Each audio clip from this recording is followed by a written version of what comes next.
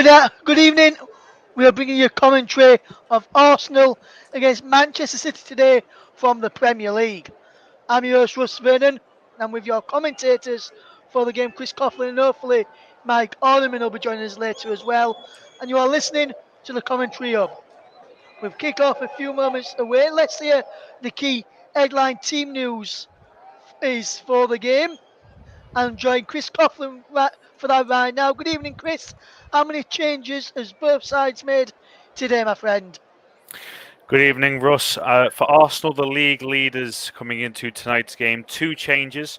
One significantly enforced, with Thomas Partey ruled out with a muscle injury. So Jorginho, the deadline day signing from Chelsea, comes in for his first Premier League start for the Gunners. The second change sees Takahiro Tomiyasu come in at right back, with Ben White dropping to the bench. And for Manchester City, one change for Pep Guardiola's side, as Nathan Ake comes in on the left side of defence for Aymeric Laporte, who drops down to the bench.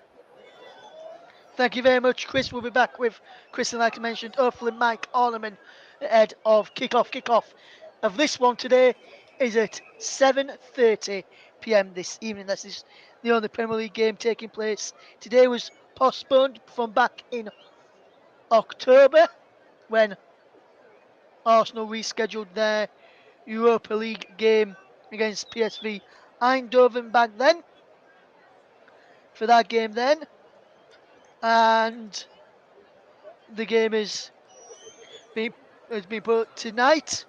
If we've also got some Champions League action this evening as well, involving some British clubs and a Premier League club, in fact, as well. In Chelsea, they travel to Borussia Dortmund in a game which, for me, could see the end of Graham Potter's spell at Chelsea should Chelsea end up falling to defeat this evening.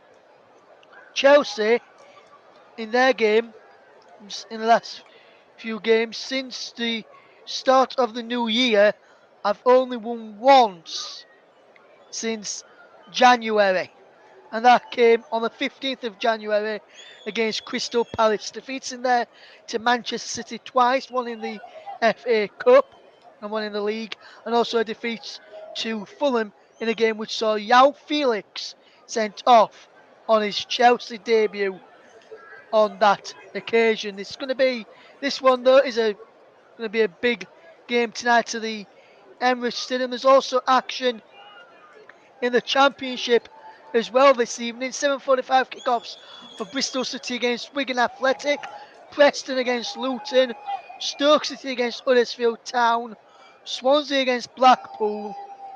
There's also two 8 o'clock kickoffs in Sheffield United against Middlesbrough and West Bromwich Albion against Blackburn Rovers as well in the Championship. FA Youth Cup game tonight, Oxford United against Leeds United under 18s. The scoreline is 0-0 in that game. There's a Scottish Premiership game, Motherwell take on St Mirren. That kicks off at 7:45 this evening as well. And there's also a big game in La Liga. Real Madrid take on Elche. Real Madrid are currently second in the table. They're currently 3 points above Real Sociedad, who sit in third above Atletico Madrid. The team that they take on, Elche, sit bottom of the La Liga standings, and it's Real Madrid's first game back in La Liga and their first game after winning the Club World Cup at the weekend. As some big names start today, like Camavinga, Valverde, Ceballos in the Real Madrid side. We'll be keep you up to date with those scores at half time and a full time telling how those get on. The main focus though is the game and the Emirates. The players will be coming out of the field in around about 5 or so minutes time for the game this evening. I can see a lot of Arsenal fans. They're just getting ready and excited. We picture the big screens and on our monitors where we are this evening watching this game. Is going to be a big one as we look at the Premier League table going into this one. And after Arsenal drop points at the weekend against Brentford and drop points the weekend before against Everton, Manchester City with a victory tonight can go top of the table. Lost to Tottenham last week, did Manchester City on the 5th, but at the weekend they responded with a victory against Aston Villa. They've already beat Arsenal this season in the FA Cup. We'll be interested to see how that game does fare tonight, whether that game has any bearings on the team.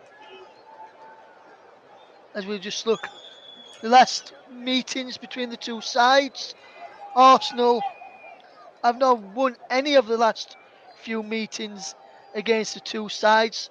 You have to go back to 2020, in July 2020 in the FA Cup semi-final, to the last time Arsenal beat Manchester City. That was at Wembley Stadium.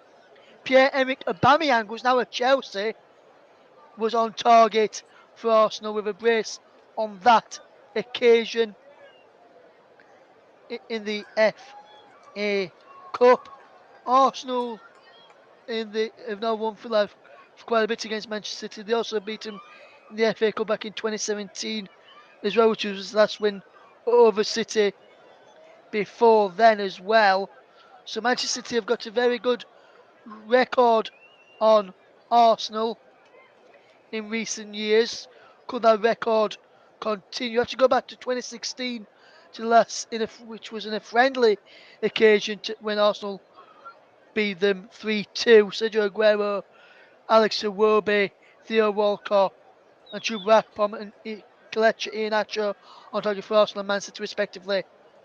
On that occasion, you've got to go back to 2015 to last time Arsenal beat him in the Premier League, thanks to Theo Walcott and Olivier Giroud for Arsenal that day, and for Manchester City, it was Yaya Toure who got the only goal for Manchester City on that occasion. So this one is a big game, especially in the context of how the Premier League title race is shaping up. As I said, Manchester City with a victory tonight can go top of the Premier League table.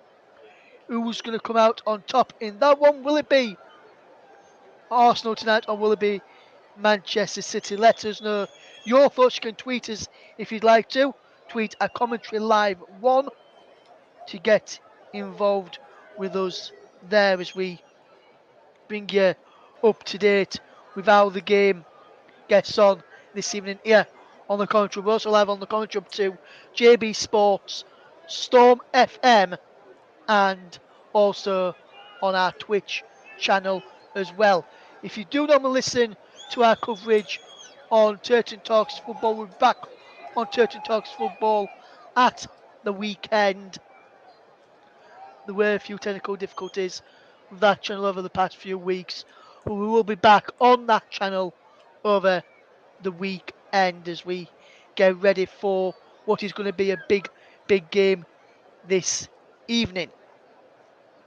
We're looking forward to this one, and I certainly am, and I'm looking forward to see how Erling Haaland does today. Went off with an injury in the game against Aston Villa, passed fit today after a late fitness test for this game this evening, and this main game this evening should be a very good one. Looking forward to the two teams coming out of the tunnel in very moment. There will be players taking the knee in solidarity to show there's no kind of racism in football, in the Premier League, or any kind of life. It should prove to be that will be the case, and looking forward to what is going to be a very big poignant moment when the players take the knee. And like he says on my screen there, this is everyone's game. No room for racism. Visit PremierLeague.com/no room for racism for more information there on what the Premier League are trying to do. The teams will be in the tunnel very shortly. The fans are getting excited. We've just been plunged into darkness here, and a live show happening ready to kick off. Not really seen this much at the Emirates Stadium throughout the game this evening. Should be a very, very good watch.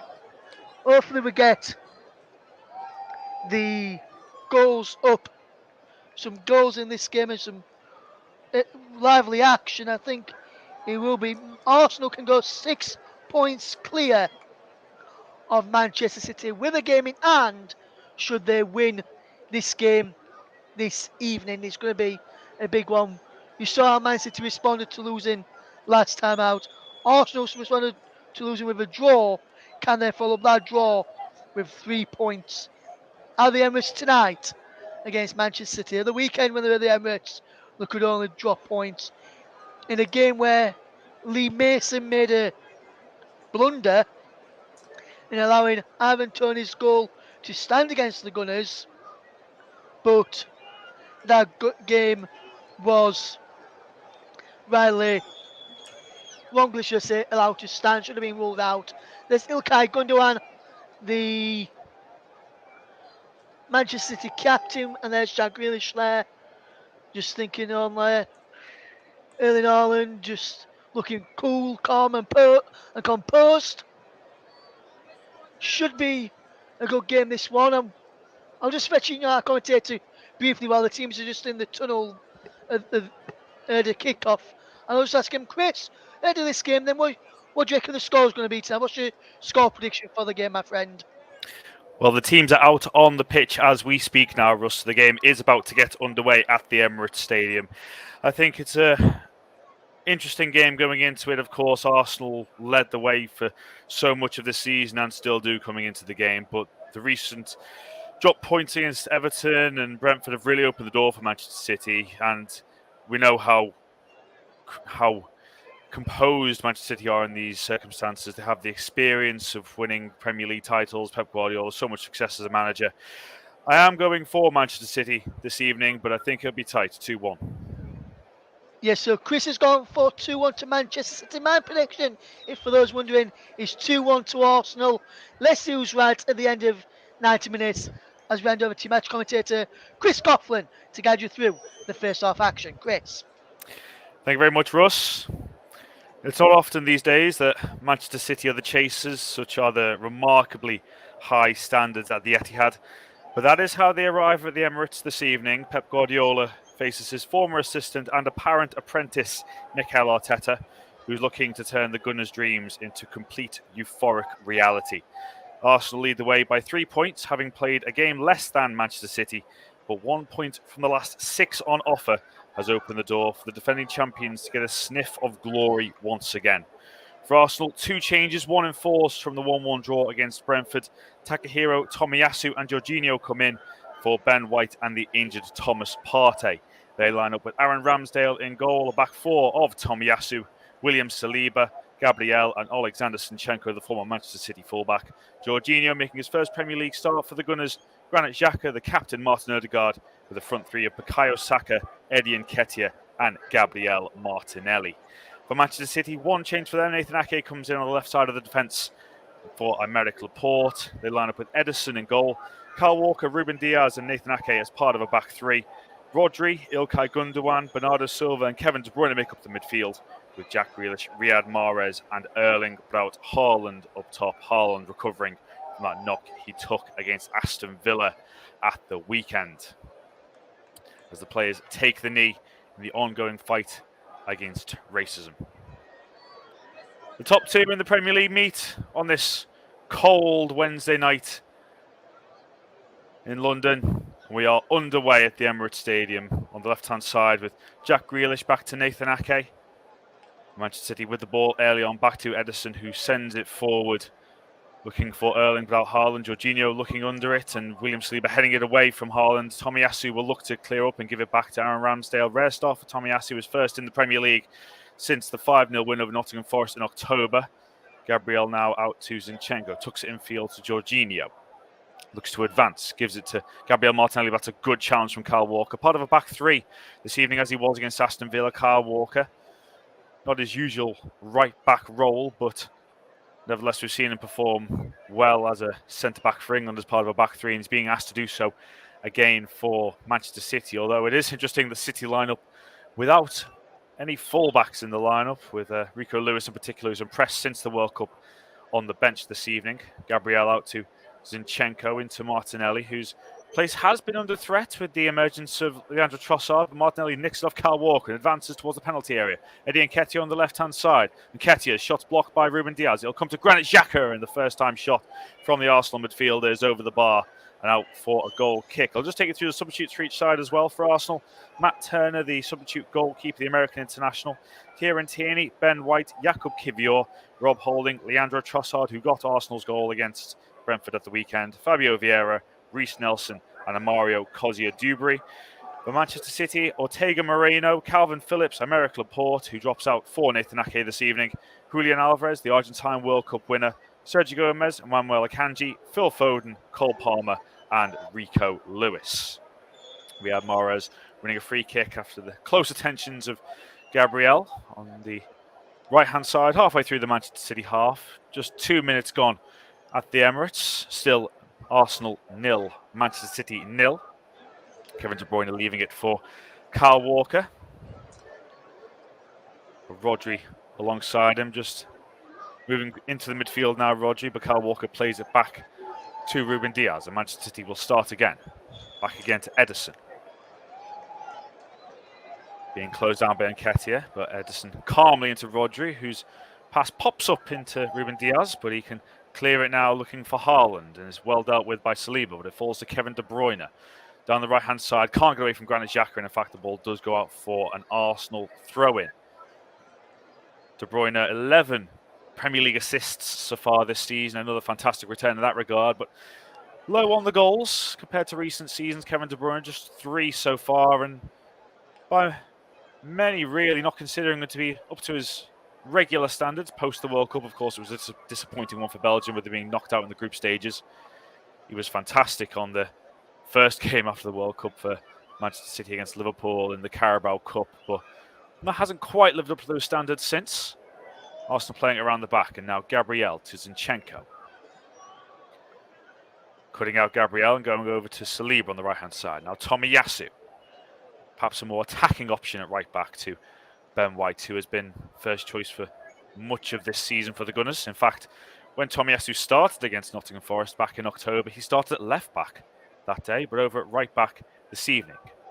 Tomiyasu into Bukayo Saka, first real involvement for him. Forward to Nketiah, now laid off to Ødegaard. Ødegaard trying to look for Bukayo Saka with a somewhat ambitious pass, but the free kick has been given to Arsenal for the challenge by Ruben Diaz on Eddie Nketiah. It's a free kick about 30 yards out or so for Mikel Arteta's side.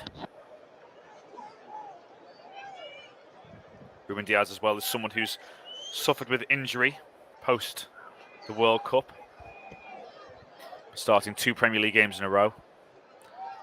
Subbed off at half-time in the win over Aston Villa for Manuel Akanji,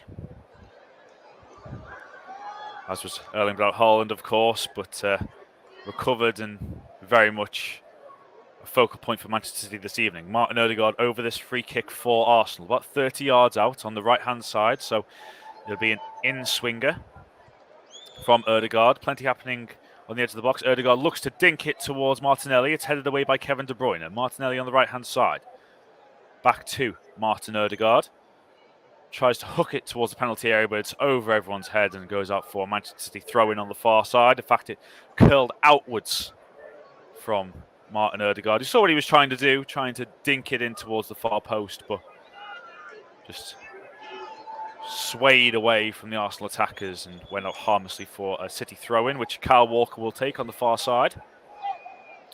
Manchester City kicking from right to left in this first half. Arsenal kicking from left to right. Riyad Mahrez trying to flick it on to Erling Haaland, taking on Gabriel. First real challenge between those two this evening. Erling Haaland still has the ball, and now into Riyad Mahrez inside the penalty area. Riyad Mahrez looking to cut it back, and it's dealt with by Jorginho. But Kyle Walker gets there ahead of Martinelli and just going to drift out of play for an Arsenal throw. But first real chance we've seen for Erling Braut Haaland to get on the ball down that right-hand side, taking on Gabriel. He'd been battling with Saliba in the early part of the game. He still managed to get the ball to Riyad Mahrez, who was just about onside. But that's the side of Erling Haaland's game we perhaps don't see an awful lot of in terms of his ability to carry the ball. Gabriel now to clear it, looking for Martinelli, headed away by Kyle Walker. Mahrez challenging with Granit Xhaka and challenging Kevin De Bruyne, but it's going to be another Arsenal throw-in, about 30 yards out. I think Kevin De Bruyne wanted a free kick there, but no doing.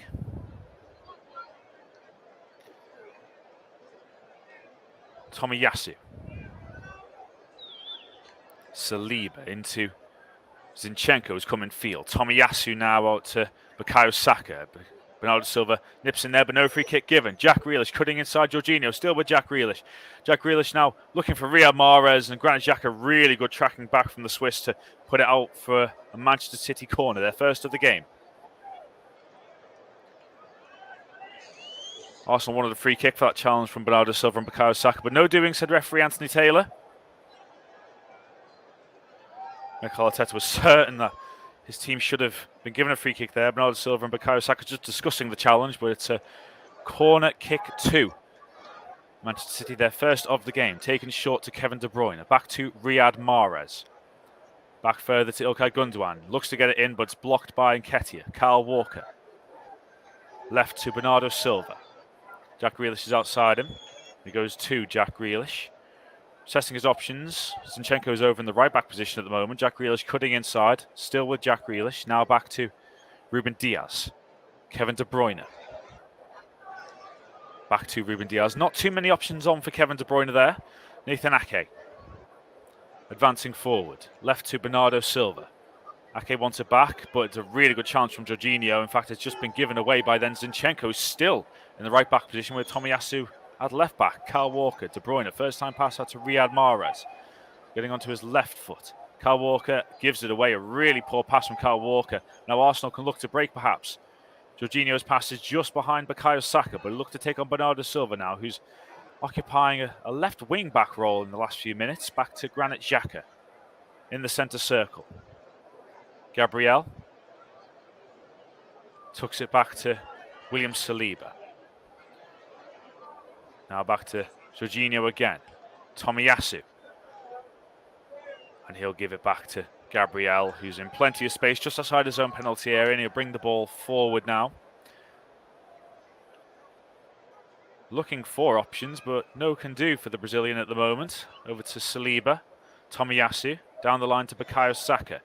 Cutting inside Bernardo Silva, and it's a free kick this time given by Anthony Taylor for the challenge from Bernardo Silva and Bukayo Saka. And you get the feeling that is going to be quite a battle between those two this evening.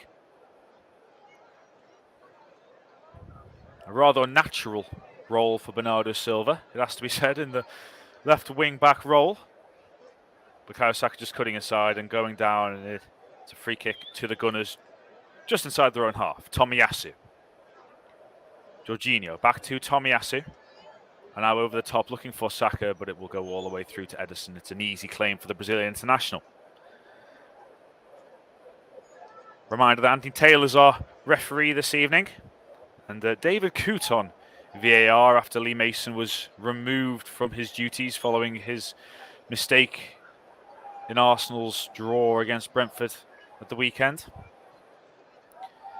Walker back to Ruben Diaz. Tucks it back further to Ederson, and it's a right-footed clearance by the goalkeeper up towards Mahrez, but it's taken down really well by Zinchenko. Zinchenko might lose it to Haaland, but Saliba comes across to cover, and that's a really good ball into Ødegaard, but he just can't take it under his control. It's Kyle Walker. Ilkay Gundogan. Nice ball into Bernardo Silva, who can take it beyond Jorginho. Bernardo Silva still going. Can't get out to the left-hand side where Jack Grealish was waiting, and Arsenal have won it back. Ødegaard. Tomiyasu. Forward now to Saka. Just beyond him, and it's come through to Ruben Diaz. Rodri now. Saw him with a centre-back role for Spain during the World Cup, of course, Rodri, and he might well drop back into that position at times in this game. Could become a centre-back with Ake then moving out to left-back and Kyle Walker is more natural right-back role.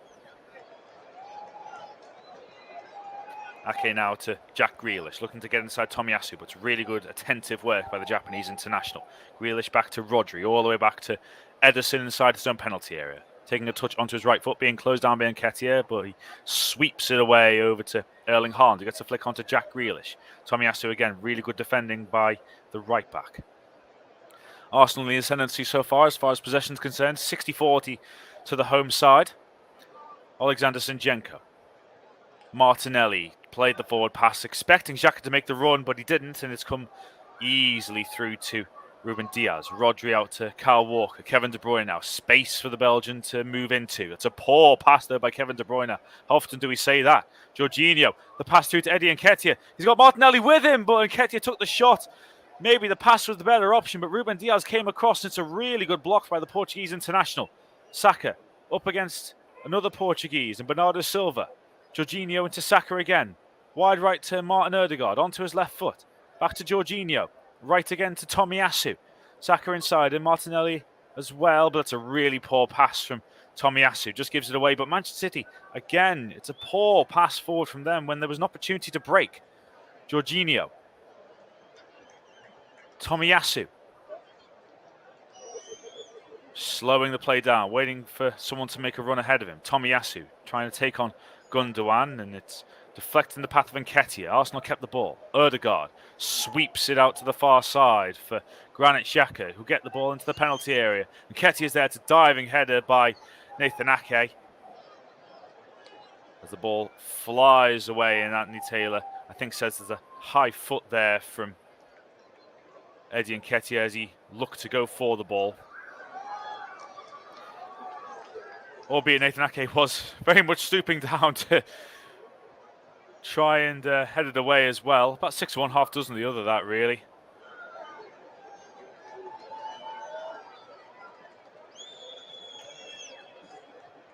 And in the end, it's a free kick to the Gunners.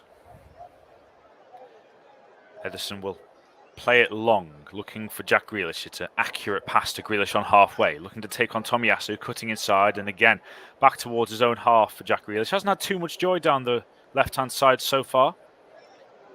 Walker. Diaz, forward to Rodri. Can Manchester City get into the Arsenal half? It's Mahrez. Back to Kyle Walker, who again just has to move back to collect the ball. Walker, De Bruyne, Mahrez looking to play a 1-2, and it's De Bruyne now trying to make a run, but Haaland might even get there first ahead of Saliba, but it's a poor pass from Haaland. Saliba back to Ramsdale to clear it up. Ramsdale's first time pass is a poor one. Rodri collects. Mahrez back to Walker. Ruben Diaz. Rodri. Ruben Diaz again. Into the Arsenal half. Square to Kyle Walker. And now wide right to Riyad Mahrez. Mahrez back to Walker again. Just not much going on in terms of forward movement for Manchester City at the moment. Bernardo Silva. Inside his own half, Bernardo Silva being hassled by Ødegaard. Back to Diaz. And now all the way back to Ederson. 14 minutes gone at the Emirates. Still Arsenal 0, Manchester City 0. You're listening to the commentary hub. Tomiyasu's header looks for Nketiah, but Bernardo Silva clears it up and clears it away. Saliba up into the air. De Bruyne can't control it. Martinelli. Granit Xhaka. Ødegaard with movement ahead of him. Tomiyasu. Jorginho telling Ødegaard where to move. It's back now to William Saliba. Gabriel. Forward to Martinelli. Nice touch from Martinelli, but just has to take it back after attention from Riyad Mahrez. Martinelli back now to Saliba inside his own half. Gabriel. Forward to Nketiah, trying to squeeze the pass away to Zinchenko, but doesn't work. It's back to Kyle Walker now, who's going to advance forward. Looking for Kevin De Bruyne, that was, and Zinchenko just about clears up because Erling Haaland was looking to try and pounce. Forward ball is cut out, and now Jack Grealish inside the Arsenal half, still with Jack Grealish. Square to Gundogan. Now far right to Riyad Mahrez. Got Kevin De Bruyne in the overlap, still with Riyad Mahrez. Still with Riyad Mahrez, trying to scoop inside and looking for the far post. Well, Erling Haaland's coming in! Big chance, it's across the face of goal, and Gabriel will just about clear it away again from Mahrez, who is coming on the far side. But that's the threat that Erling Haaland poses. Mahrez with trickery on the ball, scooping the cross over to the far side. Haaland came in, put it back across the 6-yard box, and no one was there to tap it in for Manchester City. Clearest chance of the game so far. You're seeing a glimpse of Pep Guardiola there and Rodolfo Borrell, his assistant coach, and they know how big a chance that was. Against an Arsenal side that have just been so good defensively this season. But this could be a real problem for the Gunners with Aaron Ramsdale going down with what appears to be an ankle problem. Looks in some discomfort. Does Ramsdale? Questions were asked when he joined Arsenal last season from relegated Bournemouth for a big fee. Obviously with Bernd Leno still at the club, but he has really proved his worth for Arsenal and such a crucial part to Mikel Arteta's team. So it would be a really big loss for them to lose their number one goalkeeper. Only Newcastle have conceded less goals this season in the Premier League than Arsenal. Just 18 the Gunners have let in 22 games, including this evening. But it would be a real blow if Ramsdale wasn't able to continue here.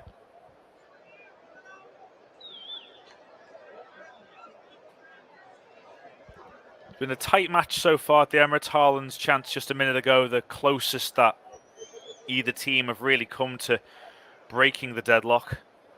Haaland doing really well to tease Tomiyasu at the far post. Mahrez's ball found the Norwegian, but his ball across the face of goal. There weren't any takers for Manchester City, and it was good defending from Gabriel.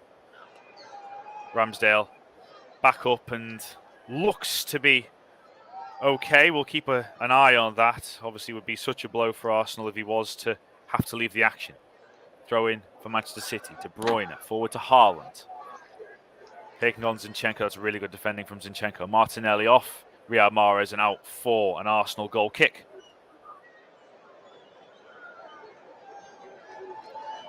There's been a lot of discussion recently as well about whether Arsenal, or whether Manchester City rather, are worse as such with owning Haaland in the team. It's very difficult to see that, or very difficult to think that really, with Haaland having such an influence in terms of scoring goals this season. 25 in the league, the Premier League's top scorer. But there is the idea that they perhaps are more fluid without a number 9, as we've seen them in the last few seasons.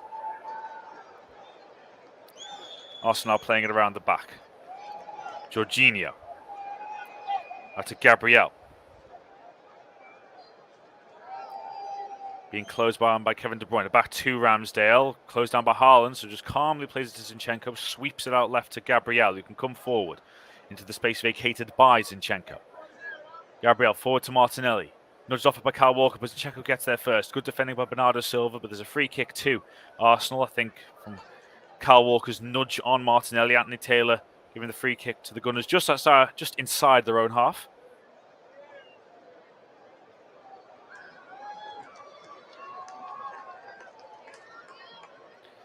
Gabriel. Again, not too much in terms of forward movement from either team, really, so far in this game. Haaland's chance from Mahrez has crossed the best one so far. Ramsdale. Square to William Saliba. Being closed down by Haaland, but gives it square to Gabriel, who's got space. Left-hand side. Back to Saliba. Tomiyasu. Forward looking for the run of Bukayo Saka. Can he get behind? But Ederson's come to claim the ball. He's got such a good starting position, Ederson, in that sweeper keeper role. Comfortable take for the Brazilian. It is very much a back three for Manchester City in possession, although Kyle Walker much more accustomed to a right-back role, albeit playing centre-back for England over the last few years. Ake's pass forward is put out by Saka. It's a Manchester City throw-in, but Bukayo Saka's gone down with some discomfort here. Moving back onto the pitch rather gingerly. Just went to block Ake's pass, as he did, but he had to come off the worse. He's back onto the pitch now, Saka. Arsenal with a few injury scares in the last few minutes. Ramsdale first and Bukayo Saka, but the England international is back on the pitch. Gundogan. Haaland trying to flick it on to Grealish. Gabriel into Jorginho and now Saliba. Aaron Ramsdale trying to give it out wide to Nathan Ake, who heads it forward. Saliba now heading it towards Gabriel Martinelli. Xhaka. Zinchenko calmly away from Riyad Mahrez.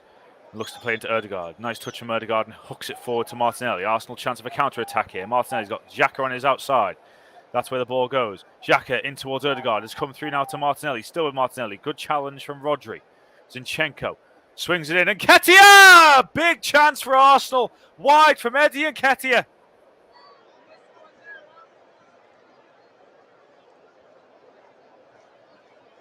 Arsenal's best moment so far, bar none. Martinelli gave it to Zinchenko. Lovely cross from the former City fullback.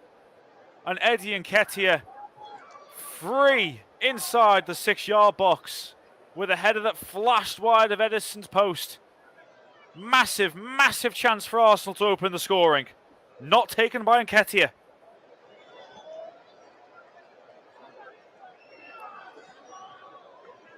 When you compare that to Haaland's chance at the other end, by far and away the biggest one that we've seen so far in this game, but Eddie Nketiah could not take it. Gabriel, after Gabriel Martinelli, space is opening up for Arsenal. Granit Xhaka looked to cut the ball back. Ødegaard was coming in there, but it's good defending by Ruben Diaz. It's out for an Arsenal corner.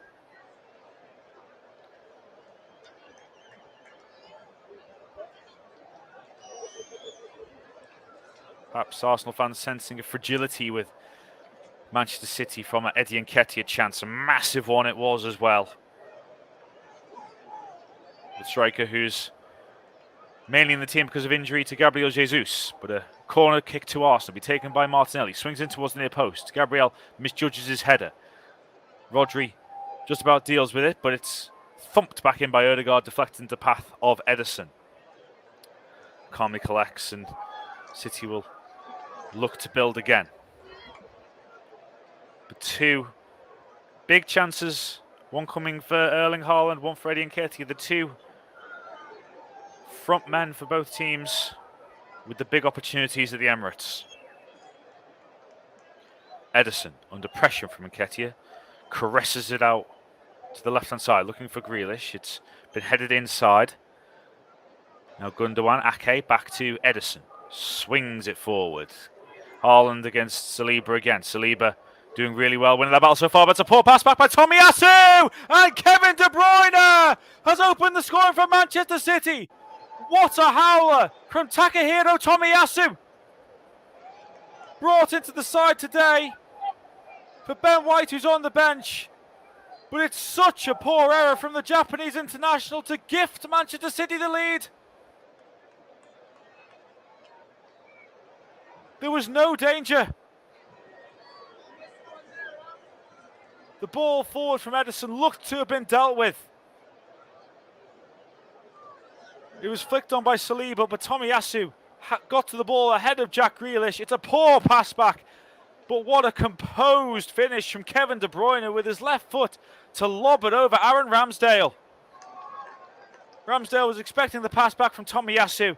It was never making it to Ramsdale. De Bruyne got in there first, lobbed the goalkeeper, and gave Manchester City a crucial lead at the Emirates.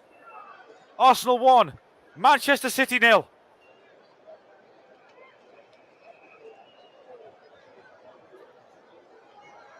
Martin Ødegaard straight away going over to console Tomiyasu and tell him to forget about it and move on, but it's a massive moment in this massive game. Just minutes after Eddie Nketiah should have given Arsenal the lead. Now Arsenal need to come from behind. Ødegaard, Xhaka. Kevin De Bruyne with his first Premier League goal since October the 29th. Saliba, Jorginho. Tomiyasu, who'll be desperate to make up for that error.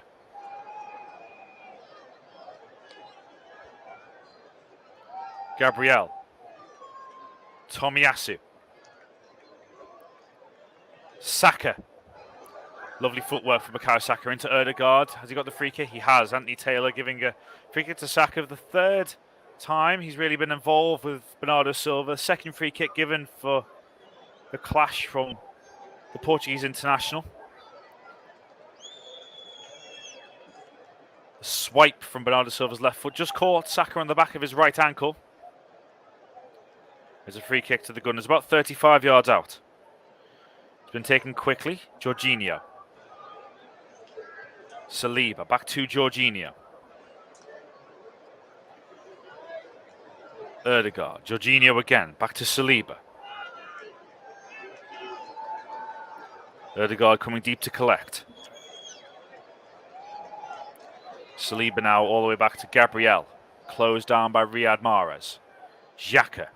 Calmly out to Zinchenko. Arsenal looking to move into the City half. Zinchenko again. Hooks it in field, looking for Ødegaard, but it's dealt with by Nathan Ake. Rodri. Gundogan, lovely turn away from Jorginho. And now looks for Erling Haaland. Good interception from Saliba, otherwise Haaland would have been in. Ødegaard. Arsenal looking to counter. Going right now to Tomiyasu. Back in field to Ødegaard. And again to Zinchenko. Out to the left-hand side. Martinelli picks it up. Faced up by Mahrez. Still with Martinelli. On the outside. Martinelli looking to get the cross in. It might fall to Tomiyasu. What a chance that was. Oh! What a chance for Tomiyasu to make up for his error. Martinelli took on Ødegaard. Got past Mahrez. And his cross fell to Tomiyasu on his weaker left foot, it has to be said, but still a massive chance for the Japanese right back. At fault for De Bruyne's goal at the other end. So nearly drawing Arsenal level.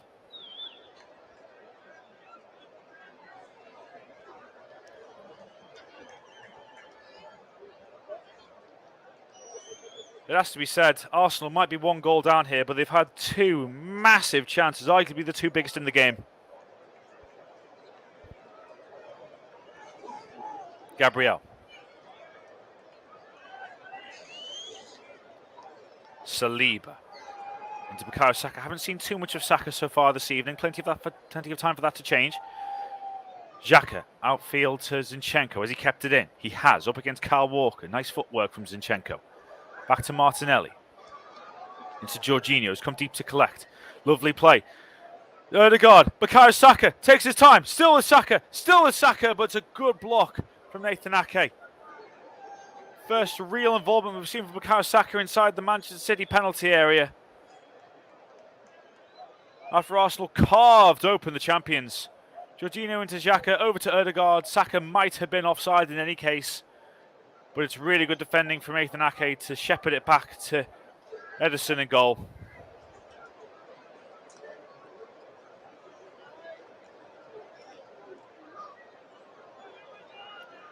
Long ball forward, looking for Erling Haaland in a battle with Saliba. Still with Erling Haaland, but that's really good defending from Saliba. And in fact, he's won the free kick in the end. After the close attention from Haaland. Jorginho. Ødegaard. Saka perhaps looking to try and get inside Bernardo Silva in the left back role. Ødegaard, lovely swing out to Zinchenko. Still with Zinchenko, sends a cross in, but that's a really poor delivery from the Ukrainian international. Nothing of the caliber that we saw earlier on for Eddie Nketiah's header. We're just seeing Tomiyasu's mistake again. It's a really poor back pass from the fullback. De Bruyne got there first. Knew that Ramsdale was in no man's land as a result of the back pass. And calmly lobbed it over the goalkeeper to give City a crucial lead. Tomiyasu involved at both ends. Anthony Taylor just having a word with Ilkay Gundogan, the Manchester City captain. Half an hour gone at the Emirates. Arsenal 0, Manchester City 1. Kevin De Bruyne with his 4th Premier League goal of the season. And what a time to get it. His first goal since the World Cup, since October the 29th. And it's given City a crucial lead in this game with, yes, so much of the season to go, but it could be such a crucial result in the title race. Bernardo Silva is knocked over by Bukayo Saka, who latched onto a Nathan Ake pass, but it's going to be a City throw-in just level with their own penalty area.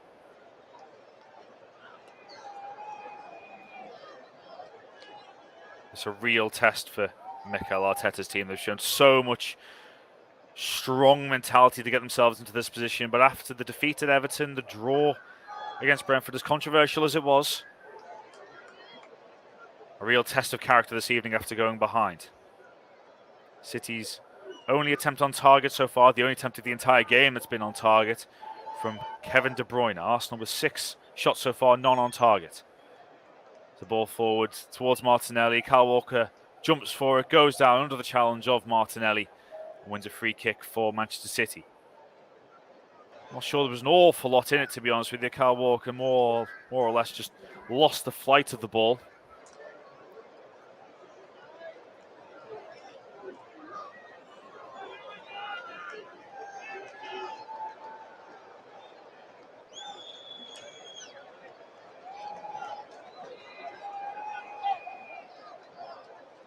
Seeing Kyle Walker getting some treatment here.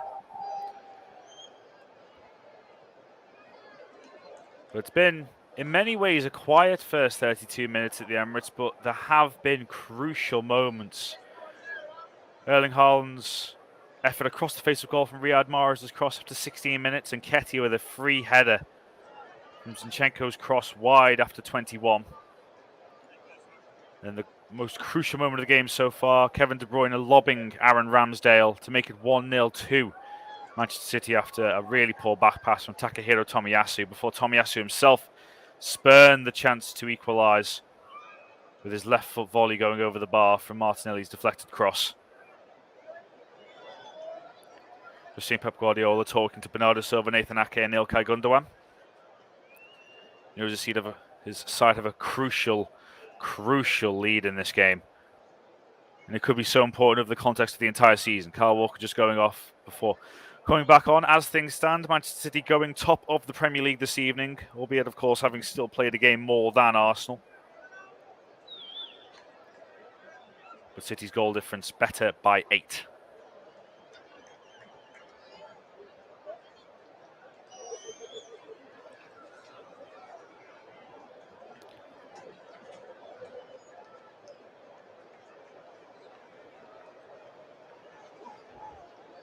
Seeing yellow card being given here to Kyle Walker, who's just come back onto the pitch after being injured.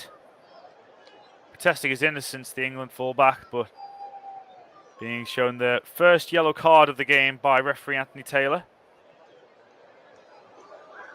He wasn't too happy with Walker's entrance back onto the pitch. And it's an Arsenal throw-in, Arsenal free kick rather, just inside the Manchester City half. Saliba advancing forward. Tomiyasu back to Saliba, further back to Gabriel, first time passing to Jorginho, faced up by Gundogan, pass back to Xhaka, who has to sweep it back to Ramsdale under real pressure from Rodri there, otherwise Manchester City might have had a counter-attack. Ramsdale forward now, looking to Bukayo Saka on the right-hand side for Arsenal. Dealt with by Jack Grealish. Riyad Mahrez back to Kyle Walker, sends it forward looking for Mahrez, who hasn't been too involved since his cross into Erling Haaland early in the game. Goes out for an Arsenal throw, which is taken quickly by Zinchenko. Gabriel.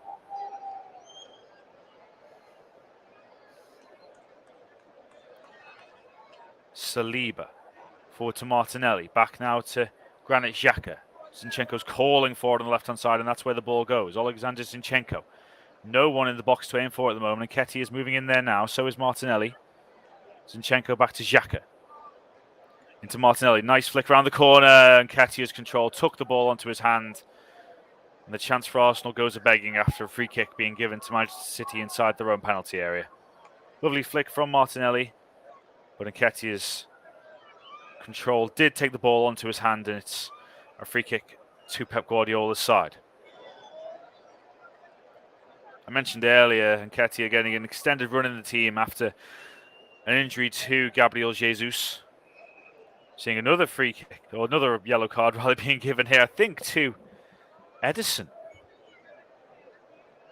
Perhaps for time wasting after giving the free kick to Ruben Diaz. It's a very early yellow card for Ederson.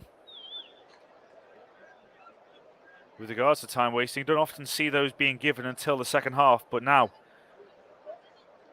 perhaps an effort from Anthony Taylor to cut down on that in this game. Ederson on a yellow card, joining his teammate Kyle Walker. Ramsdale out to Saliba. Ramsdale. Gabriel. Xhaka. Zinchenko. Now back to Granit Xhaka.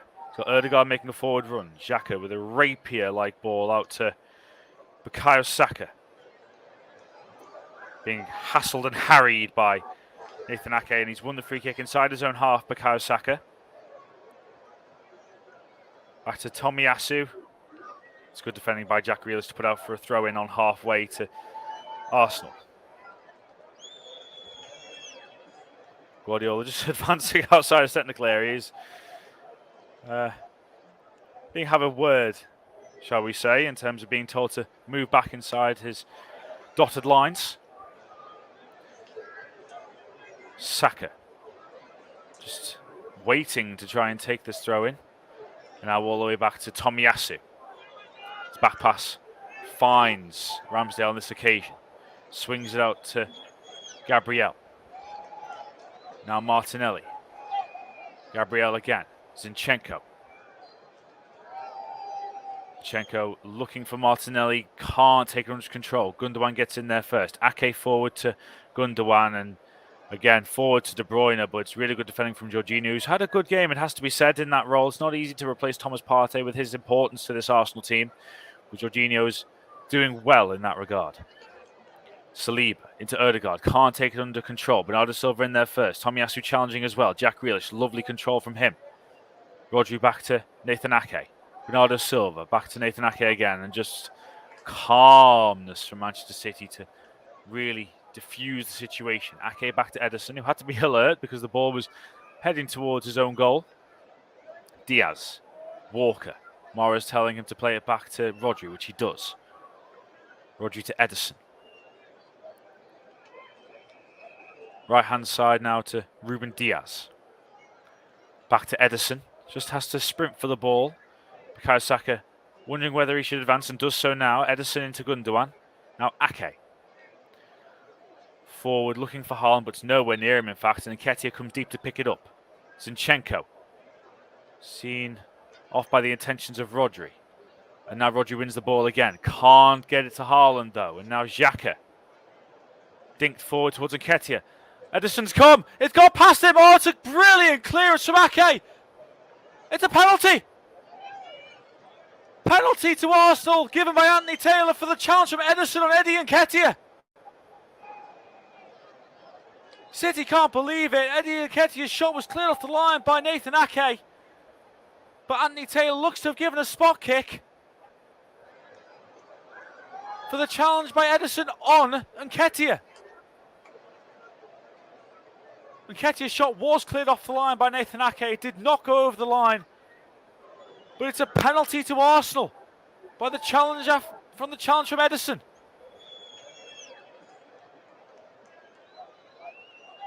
City can't believe it. Ederson does catch Nketiah late. But it's a penalty to the Gunners and a massive chance to make it 1-1. Bukayo Saka, the man who's been on Arsenal's penalty duty this season. Pep Guardiola cannot believe a penalty's been given. Ødegaard has the ball at the moment, whether that's a diversion tactic to keep Saka away from proceedings. Jorginho, of course, penalty taker for Chelsea before his move to North London. But it's a massive moment at the Emirates. Ødegaard still with the ball and has given it to Bukayo Saka.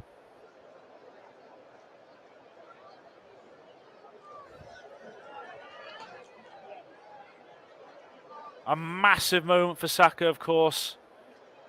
Missed the penalty cruelly. Had it saved by Donnarumma in the Euro 2020 final at Wembley. But a massive moment in the young career of Arsenal's number 7. Bukayo Saka against Ederson with a chance to equalise in this massive game at the top of the Premier League table. Bukayo Saka. Ederson dancing on his line. It's Bukayo Saka. Still waiting for Anthony Taylor to give him the go-ahead. Bukayo Saka steps up, left-footed, scores! Arsenal level! Brilliant composure from Bukayo Saka. And Arsenal, having spurned 2 massive chances, are level against Manchester City, and it's game on. Arsenal 1, Manchester City 1.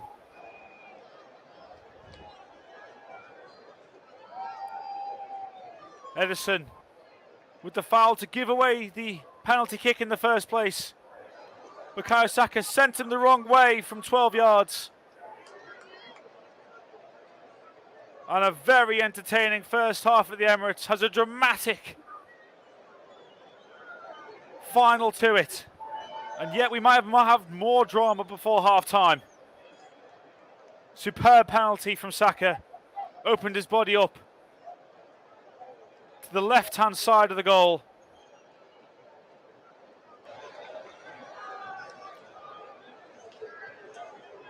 Ederson looked to have been pointing that way, almost telling Saka to go that way. Saka obliged. Ederson went the wrong way. And it's Arsenal 1, Manchester City 1. Bukayo Saka's 8th Premier League goal of the season, making him the Gunners' joint top scorer alongside the captain Martin Odegaard. That's been a brilliant response from Arsenal from going behind.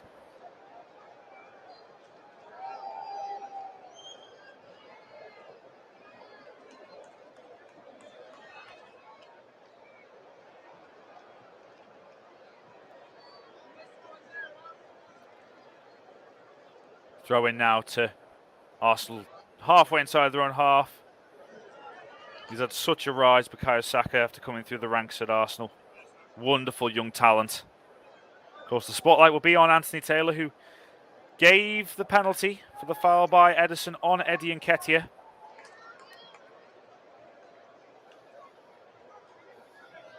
Bukayo Saka wasn't going to wait around and ask questions. He put the ball in the back of the net to make it 1-1. Xhaka guides the ball out of play, but it will be a Manchester City throw, level with the Arsenal 6-yard box on the right-hand side for City.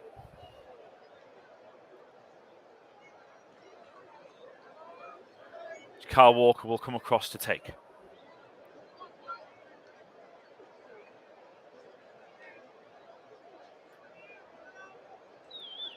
Mahrez coming short for it, but it looks like Walker might try and play it into the penalty area from here. Plenty of options for City inside the box. Kyle Walker's going to send it long into the penalty area towards Haaland. It'll fall for Grealish. Haaland just couldn't get hold of it still, but Jack Grealish, great chance. Great save from Ramsdale, but the flag's gone up for offside. Wouldn't have counted, but really good reactions from Aaron Ramsdale. The initial flick on from Haaland into Grealish. If Haaland had caught it, it might well have been 2-1 to Manchester City. It was Gundogan in the end of the effort who was offside from Haaland's shot. Ramsdale wasn't to know that. It's a fine save at his near post. And it remains 1-1. Gabriel looks outfield to Tomiyasu. Heads it infield to Nketiah. Up in the air and can't win it against Bernardo Silva.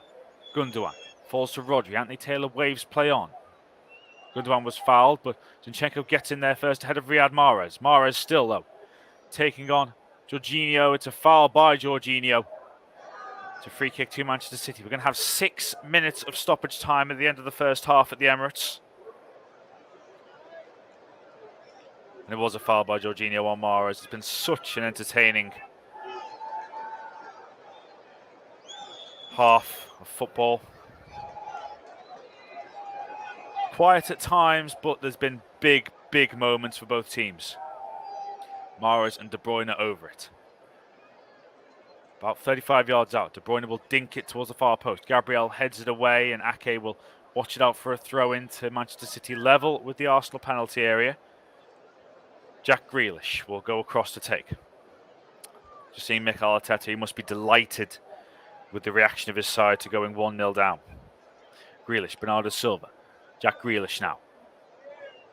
Looking to turn Tomiyasu. Bernardo Silva playing it forward to Jack Grealish.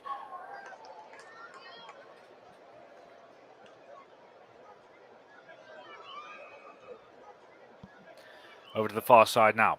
Riyad Mahrez. Looking to take on Zinchenko. Still with Mahrez. De Bruyne is out on his outside, but it's good defending by Martinelli. Kyle Walker in a challenge with Nketiah. Still challenging for the ball. Kyle Walker's won it. Riyad Mahrez inside Ødegaard. Goes down. No free kick given. Arsenal can counter-attack. Jorginho out to Bukayo Saka. Up against Bernardo Silva. Again, who's the left-back position for City. And Bernardo Silva has taken down Bukayo Saka. The third time he's done that. And it's a yellow card for the Portuguese international. You have to say that had been coming. He hasn't looked comfortable all evening against Bukayo Saka, Bernardo Silva. His third foul on the winger. Bukayo Saka knocked it past him, looked to run round Bernardo Silva. Bernardo Silva took him down. And it's a yellow card that had been coming. Third yellow card of the game, all for Manchester City. Ederson, Kyle Walker and Bernardo Silva all into the book.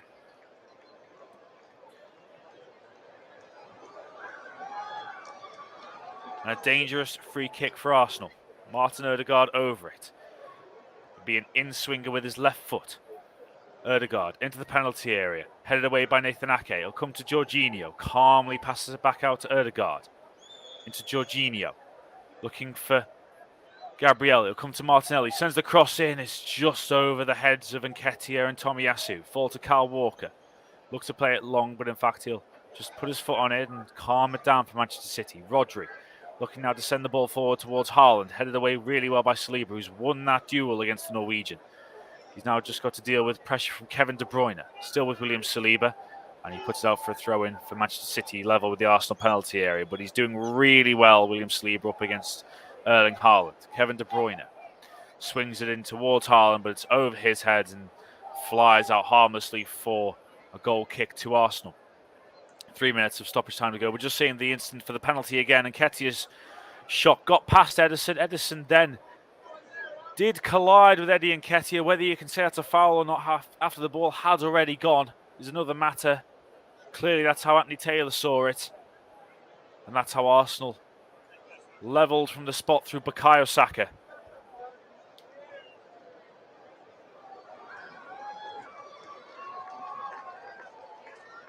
Arsenal still unbeaten at home in the Premier League this season. And they come forward now with Martinelli and Saka. And Martinelli dealt with by Nathan Ake. Flicked on by Mahrez. Only as far as Zinchenko. It's a poor pass forward looking for Ødegaard. Grealish now back to Ederson, who will clear first time. Haaland chasing it and trying to pressurise Saliba, and in fact he's got the ball from Saliba. First time he's really got the better of the Frenchman so far in this game, and it's a free kick to Manchester City, holding by William Saliba.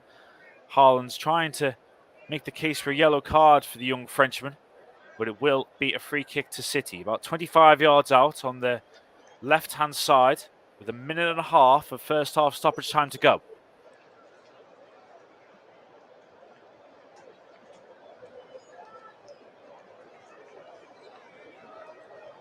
Kevin De Bruyne is over it. Riyad Mahrez as well. Bernardo Silva's trying to make the case for a Saliba yellow card as well. But Anthony Taylor's going to keep his card in his pocket for now. Ruben Diaz up there. So is Erling Haaland. Rodri as well, who scored against Aston Villa on Sunday. De Bruyne and Mahrez, two fine deliverers of a set piece. As we tick into the final minute of first half stoppage time, Riyad Mahrez will send it in with his left foot. Headed away by Tomiyasu. In fact, it's deflected onto the bar from Rodri and punched over the bar from Ramsdale. Arsenal appealing for offside. It's not been given. And a massive opportunity for Manchester City goes begging. It came through to Rodri. It might have been Nathan Ake that actually deflected the ball up onto the crossbar. Tomiyasu's header came through to Rodri. His header down, hit Nathan Ake, bounced up onto the crossbar. And Ramsdale took no chances and tapped it over the bar for a Manchester City corner. But what a chance for City to take the lead in the dying embers of the first half. De Bruyne with the corner for City with an in-swinger. With his right foot, it'll go towards the far post. It's headed away well. It'll come through to Grealish, who will let the ball go out of play. Anthony Taylor checks his watch. And that is it for the first half at the Emirates. Well, what a 45 minutes of football we have seen. Crucial moments for both teams, the first of which saw Erling Haaland send a Riyad Mahrez cross back across the face of goal with no one there to tap it in for Manchester City. Just a couple of minutes later, Eddie Nketiah missed the best chance of the game up until that point with a free header from Alexander Zinchenko's cross. And Kevin De Bruyne punished Nketiah a couple of minutes later with Takahiro Tomiyasu's poor back pass being pounced upon by the Belgium international, who lobbed the ball over a stranded Aaron Ramsdale to make it 1-0 to Manchester City. Tomiyasu had a chance to make up for that error just minutes later with his left-footed volley. Flew over the crossbar from a deflected Gabriel Martinelli cross. And then the moment where Arsenal did level in this massive game at the top of the Premier League. Eddie Nketiah's shot was cleared off the line by Nathan Ake, but referee Anthony Taylor gave a penalty to the Gunners for a collision by Edison Moraes on Eddie Nketiah. Bukayo Saka stepped up and calmly slotted it home from 12 yards, but the drama wasn't over there as Rodri's header in the 6th minute of stoppage time at the end of the first half was deflected onto the crossbar by Nathan Ake. A dramatic 45 minutes of football at the Emirates ends Arsenal 1, Manchester City 1.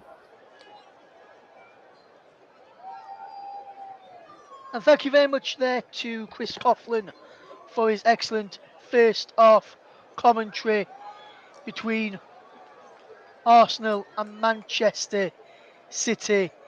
There we'll be back to Chris in plenty enough time for the start of the second half. Before we get the thoughts of Mike Arneman, the resident Arsenal fan here on the commentary of JB Sports Storm FM, commentary of 2, and over on our Twitch channel as well. What we will do is we'll get the thought, we'll run through some of the scores from the other games taking place this evening. And in the Championship is Bristol City 1, Wigan Athletic 0, Preston 0, Luton 0, Stoke 1, Huddersfield Town 0. These are all latest scores. Swansea 1, Blackpool 0, Sheffield United 1, Middlesbrough 0, and is West Bromwich Albion 0, Blackburn Rovers 0. In the Ishmael League Premier Division, Cray Wanderers 0, Folkestone 0, and Kingstonian 0, Hastings 1. Hastings 1 is the half-time scores there. In the FA Youth Cup, Oxford United under-18s are currently 3-0 up against Leeds United at half-time.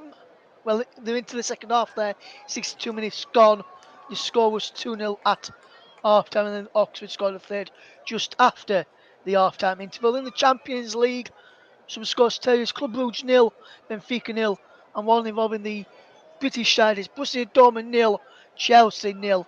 22 minutes gone in both of those, or round about that in both of those. Anyway, in the 38th minute is currently Motherwell 2, St Mirren 1 in the Scottish Premiership. Big shout out to Ryan Hunter, one of mine and Mike's friends who supports St Mirren. In La Liga is Real Madrid 1, Elche 0 at the break. Well, not the break, after 24 minutes, should I say, with Real Madrid scoring through Marcos Asensio. And Middlesbrough have just equalised with a fantastic goal from what I'm seeing on my monitor here through Chuba Akpom. It was Ollie McBurney who pushed Sheffield United from, but Chuba Akpom has levelled the scores for Middlesbrough. Let me fetch in then our resident Arsenal fan. You mentioned him a bit ago that we're going to be fetching him in, and we'll fetch him in right now. And first of all, very good evening to you, Mike. Hopefully you're doing okay, my friend. And Mike, just want to ask you a quick question before we get into the first half. What was your expectations on the tactical front from Arsenal after the performances in the past couple of games where they dropped points against Everton and Brentford respectively, my friend? Wow, that's a burning question, Russ. That's a huge question. I think you have to look at what Mikel Arteta has done here. He's obviously put Tomiyasu in and taken out Ben White. He's obviously got Zinchenko playing as well, and I think that from an Arsenal point of view, it's actually backfired. I think it's actually like I know Tomiyasu can attack more and things like that, but it's the defensive side that let Arsenal down for that first goal with the mistake from Tomiyasu. And I think with the performances that Ben White has put in this season, it's a little bit harsh on him to be left out. But I can understand why Mikel Arteta is doing it. Obviously, it's a home game. He wants to try and take it to Manchester City, whilst obviously countering the threats that they've got as well. But I think it's harsh on Ben White to be left out after the season that he's had.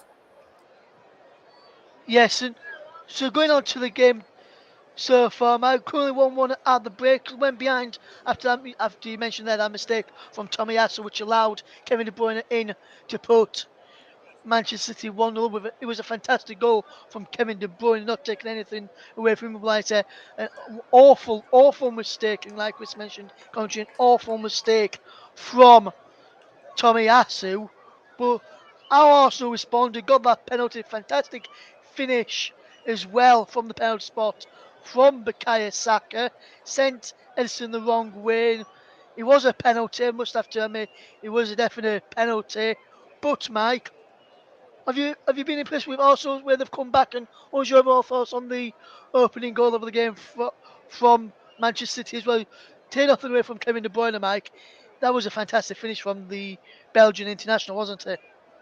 Absolutely, yeah. It was a phenomenal finish. He's obviously seen Aaron Ramsdale off his line and then lofted the ball over the top of him, and it's a great finish. But I think Arsenal played really well, actually, in that first half. I know Manchester City are going to cause problems. Obviously, they've got Erling Haaland, who's a fantastic player, scores for fun in this division. But Arsenal seem to, be handling him quite well, I think, at the moment. And, not just being able to bounce back and get the equaliser through the penalty there from Bukayo Saka after Eddie Nketiah is fouled by Ederson, who, might I add, I think that should be a second yellow and he shouldn't be on the pitch after that.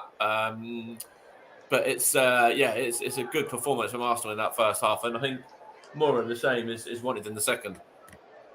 Yeah, obviously the same, more of the same is wanted in the second. I'm going to put you in the shoes now, Mike, of Mikel Arteta. You're in Mikel Arteta's shoes. You're in the dressing room. You've just seen that first half performance from Arsenal, especially from Tomiyasu, and not so much Zinchenko, but mainly from Tomiyasu. His mistake led to the opening goal. The Man City could have had more goals as well. They've obviously got loads of threats going forward. The cross ball late on through Rodri in that first half. But you're in Mikel Arteta's shoes at the break. What would you be saying to your Arsenal players, especially Tomiyasu, after his mistake? What would you be saying to Tomiyasu to pick him up and gain fit and gain firing and hoping to put that mistake behind him and trying to better himself in the second half going forward, and the overall players as well, Mike?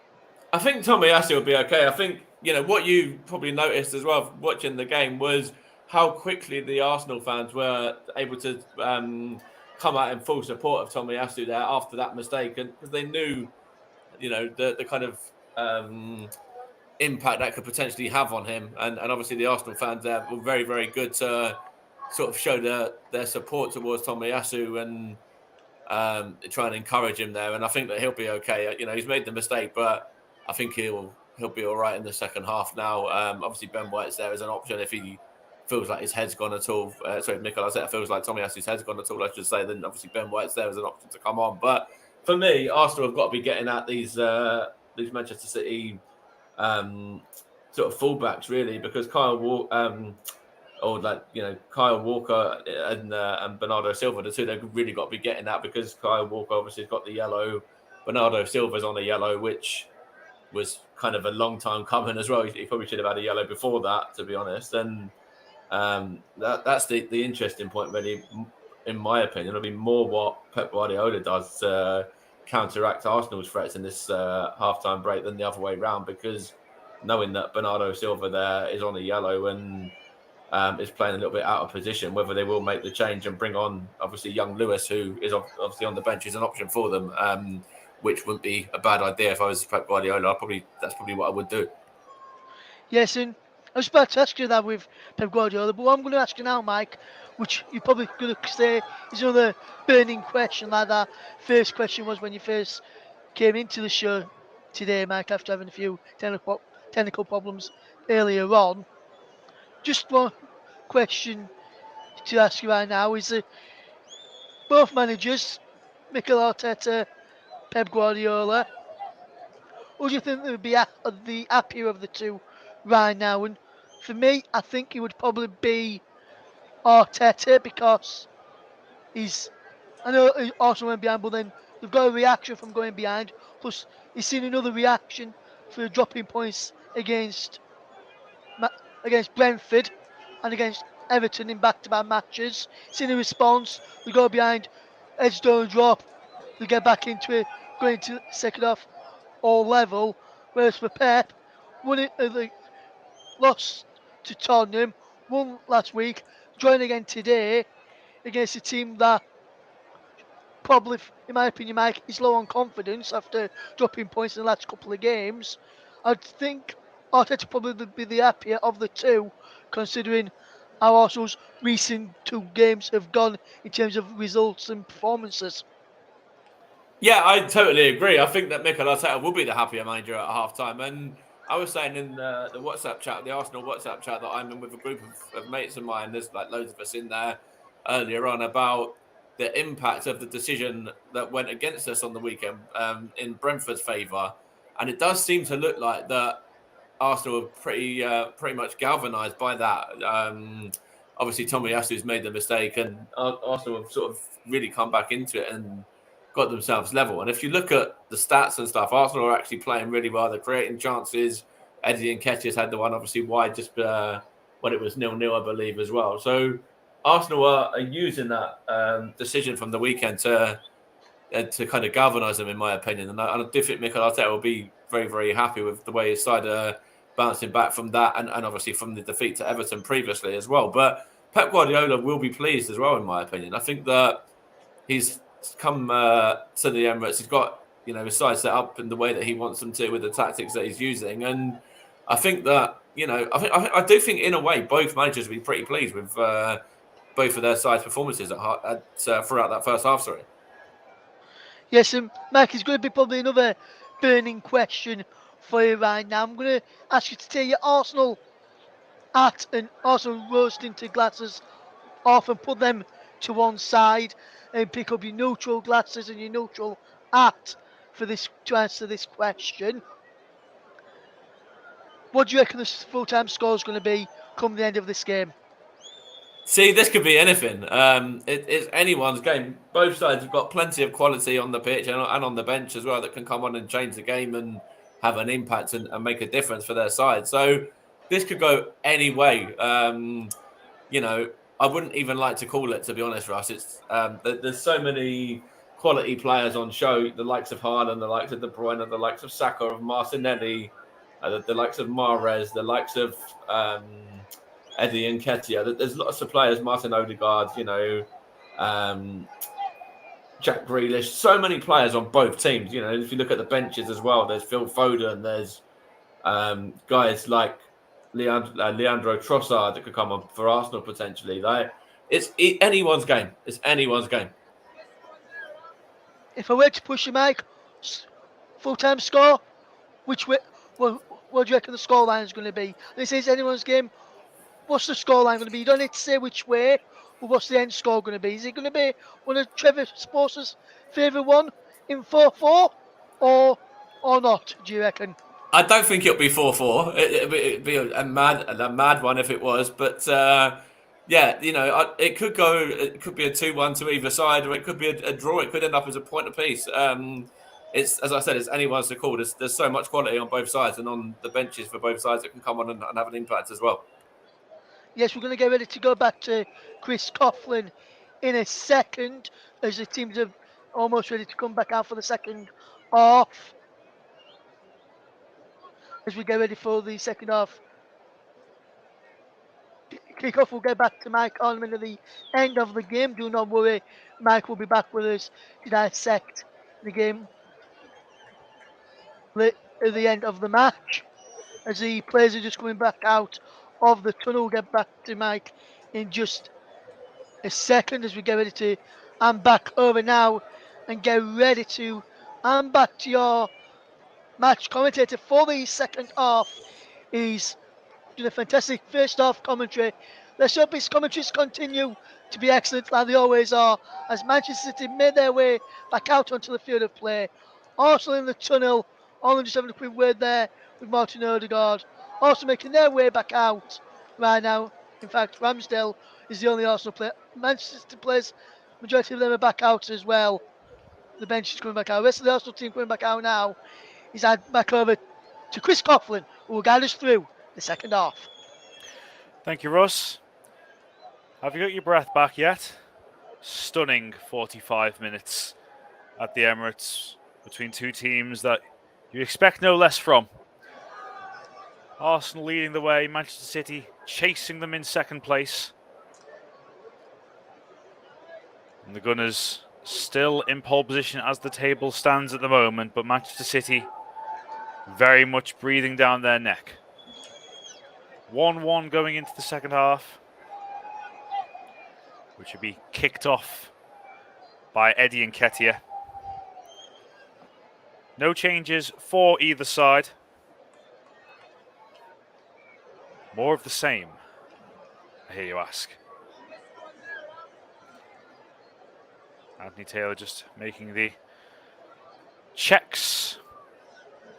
Will be underway very shortly at the Emirates. Kevin De Bruyne's goal opened the scoring in the first half after 24 minutes, after a poor back pass from Takahiro Tomiyasu, before Bukayo Saka levelled from the spot, calmly passing the ball to Ederson's right-hand side. We are back underway at the Emirates. Nketiah back down Ramsdale, who sends it long, looking for Saka, headed forward to Erling Haaland. Now Kevin De Bruyne, looking now for Haaland, but again Saliba deals with the threat from the Norwegian, which he did so often through the first half. Bernardo Silva now picking the ball up. Tomiyasu trying to clear it away. Comes against Saka, just goes out of play for an Arsenal throw-in after Gundogan's header couldn't be kept in by Bernardo Silva. Just take you through the Arsenal lineup. Aaron Ramsdale in goal. Takahiro Tomiyasu, William Saliba, Gabriel and Alexander Zinchenko the back four. Jorginho with his first Premier League start for Arsenal after his January deadline day move from Chelsea. Lines up in midfield alongside Granit Xhaka and Martin Odegaard, the Arsenal captain. Bukayo Saka, Eddie Nketiah and Gabriel Martinelli, the front three for the Gunners. On the bench for Arsenal, Matt Turner, the substitute goalkeeper, Kieran Tierney, Ben White, Jakub Kivior, Rob Holding, Leandro Trossard, Fabio Vieira, Reece Nelson and Mario Cozier-Dubry. For Manchester City, Ederson in goal. Back three of Kyle Walker, Ruben Diaz and Nathan Ake, with Rodri, Ilkay Gundogan, Bernardo Silva and Kevin De Bruyne in the midfield. Although it has to be said, Bernardo Silva lined up a rather unusual left-back role in that first half at times. And the front three of Jack Grealish, Riyad Mahrez and Erling Haaland. The substitutes for Manchester City, Ortega Moreno, Calvin Phillips, Aymeric Laporte, Julian Alvarez, Sergi Gomez, Manuel Akanji, Phil Foden, Cole Palmer and Rico Lewis. Erling Haaland hasn't had much joy this evening. Had the first opportunity when Riyad Mahrez's cross found him at the far post, but his effort went across the face of goal with no one there to tap it in. And he hasn't had the best of times against the so-called Big Six this season. Hasn't scored in league fixtures against Liverpool, Chelsea, Tottenham and Manchester United. And he hasn't scored yet in this fixture either. It's a yellow card handed out by Anthony Taylor for Tomiyasu for apparent time wasting from the throw-in. We saw him in the first half give a yellow card to Ederson for what Anthony Taylor deems to be time wasting. Tomiyasu, who's come in for Ben White, who, as Mike mentioned at half-time, has had such a good season for Arsenal, but Tomiyasu in today hasn't had the best of games, of course. The mistake for Kevin De Bruyne's goal, a missed opportunity in the first half, and now a yellow card very early in the second, up against Jack Grealish. Ederson out to Nathan Ake on the left-hand side. Forward to Grealish. Comes deep to collect and still with Jack Grealish. Lovely control from Grealish and shifts it out right to Ruben Diaz. Kyle Walker ahead of him.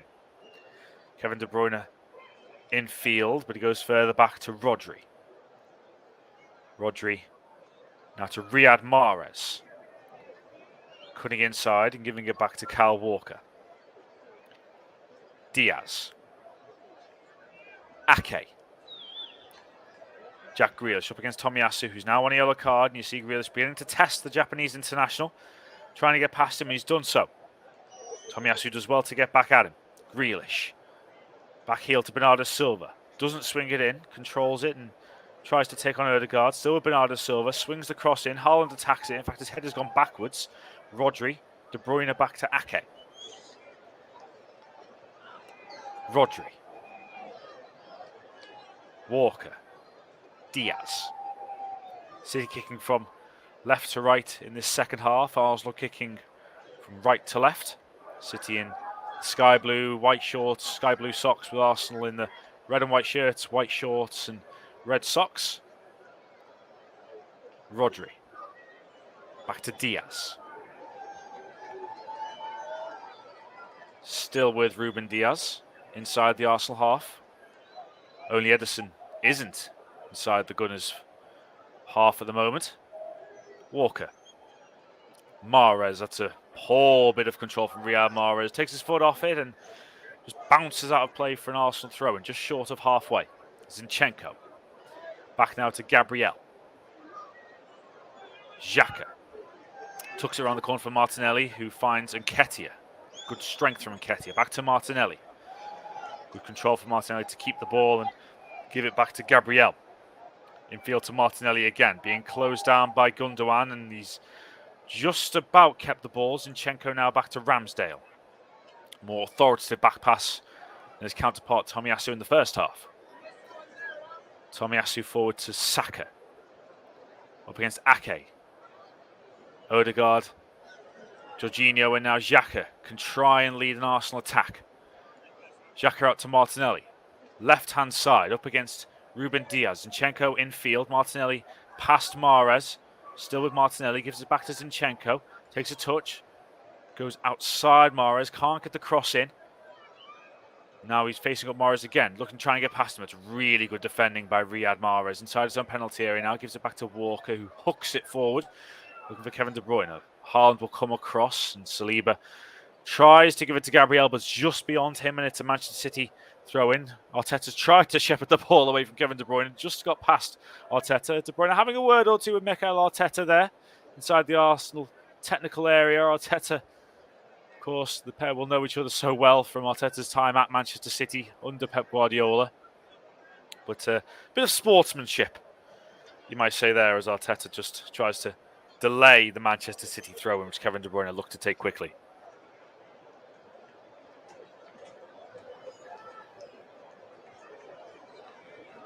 De Bruyne perhaps just making that point to Anthony Taylor as well, as Kyle Walker looks to take the throw-in. Headed away by Zinchenko. Xhaka, it's given away to Mahrez. Cuts inside Martinelli.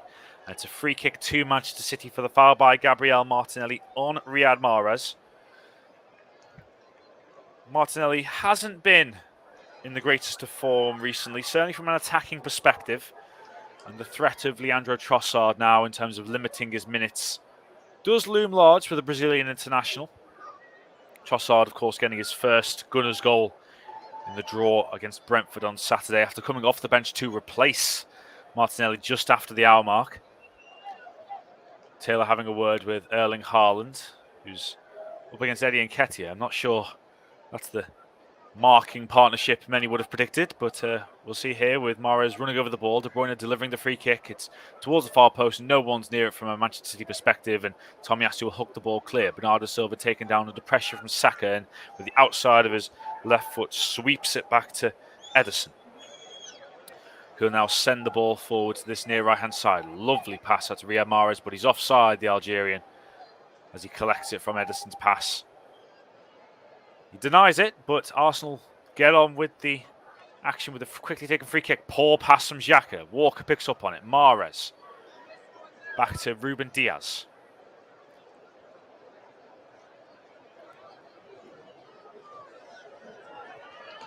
Seeing in this second half so far, 64% possession for Manchester City. They have started the game with authority in this second half. Rodri. No goals for either team in the second 45 minutes as of yet. 1-1 at the Emirates. The ball forward to Bernardo Silva was cut out by Ødegaard, but then he seemed to lose track of where the ball was and almost scooped it out for a throw in to Manchester City. Ødegaard making the point that he felt Bernardo Silva didn't exactly win the ball by fair means there. There was a bit of a pull by Bernardo Silva. And Ødegaard, as I say, just seemed to lose track of where the ball was. Rodri. Mahrez taken down under pressure from Zinchenko. Riyad Mahrez back into his own half. Still with Mahrez. Touched back to Walker. Diaz. Rodri. Bernardo Silva. Under pressure from Ødegaard. Back to Ederson. Now Bernardo Silva. Rodri. Bernardo Silva again in the left-back role. It's unfamiliar to him, but he's being asked to perform it at times this evening. Saliba forward to Aaron Ramsdale. Despite Manchester City having more possession in this second half, they are still down in terms of the overall game. Arsenal with 57% so far. The ball forward from Saliba finds Nketiah under pressure from Ruben Diaz, and he's won a free kick just inside the Arsenal half. Diaz can't quite believe it, but Nketiah goes down and wins a free kick for the Gunners. Manuel Akanji just being talked to by Manchester City's technical staff, the summer signing from Borussia Dortmund. Jorginho over this free kick for Arsenal. Plays it short to Tomiyasu. Back to Jorginho, wearing number 20 for Arsenal. Tomiyasu back to Saliba. Into Zinchenko, who's in central midfield. When he collected that pass. Tomiyasu. Saka. Jorginho calling for it. First time pass into Ødegaard. Doesn't find him, and Ake plays it back to Ederson. With Nketiah closing him down, Ederson passes it out to the right-hand side, but it's gone all the way out for a throw-in, and Arsenal can look to build again. Ødegaard, first-time pass. Saka up against Ake on the right-hand side for Arsenal. Saka hooked in by Jorginho, and it's not going to find Nketiah because Ederson smothers it before Nketiah has a chance to try and get on the end of it. I think it was just ahead of Nketiah in any case. Arsenal's first real venture forward in this second half almost brings them the lead. Nketiah was onside as the ball was played from Jorginho, but it doesn't find the striker. Grealish. Lovely run by Jack Grealish. Still with Jack Grealish. Doesn't find Riyad Mahrez. Did all the hard work there, Jack Grealish, but it's a really poor end product. And Riyad Mahrez is saying to him, he ran inside Zinchenko, but the ball went outside him and went out for an Arsenal throw-in. Walker, forward towards Haaland, up against Gabriel. Haaland still going, he goes down inside the penalty area. It's a penalty to Manchester City. Gabriel dragged down Erling Haaland and has been booked as well. And a massive chance for Manchester City to restore their lead. The first chance that Erling Haaland has really had to cause Gabriel problems in this game. The ball is hooked forward from Kyle Walker. In fact, Erling Haaland might well be offside here. And Gabriel might just have gotten away with it. The ball forward went in behind Gabriel. There was a tussle between the two of them. Gabriel took down Erling Haaland, but there will be a VAR check with Erling Haaland quite possibly offside in the build-up.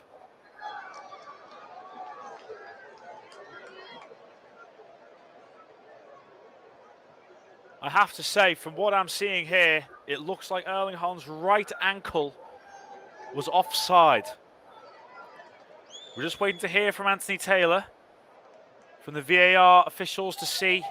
As the ball is played forward, Erling Haaland is still coming back from an offside position. It's whether part of Gabriel's ankle perhaps, or his upper body was keeping Erling Haaland onside, but he does look offside on the monitor. And the Arsenal defender might well have gotten away with it here. There's a long analysis being taken, but it does look like Erling Haaland's ankle is beyond Gabriel when the ball is played. Zinchenko's ahead of Haaland as well in terms of slightly nearer to the touchline.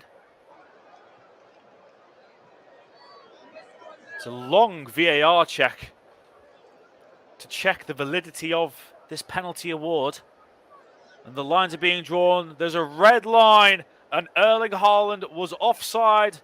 No penalty for Manchester City, and relief for Gabriel and Arsenal.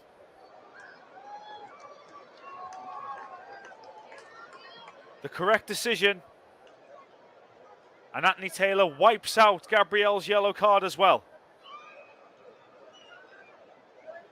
So relief for Arsenal. And the biggest moment so far in this second half.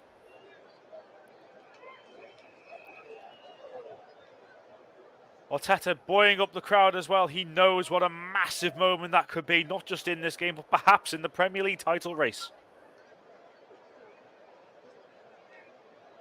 Just before the hour mark, Manchester City's penalty is wiped out. And it's a free kick, which Ramsdale will take from around 25 yards out, sends it forward. Looking for Eddie Nketiah, who can't get the flick on.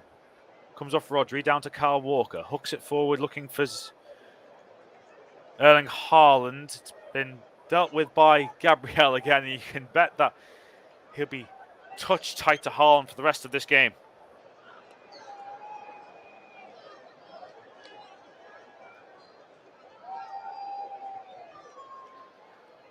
Haaland's hand just caught Gabriel as well. As he came across to challenge for the ball, that's why Gabriel went down.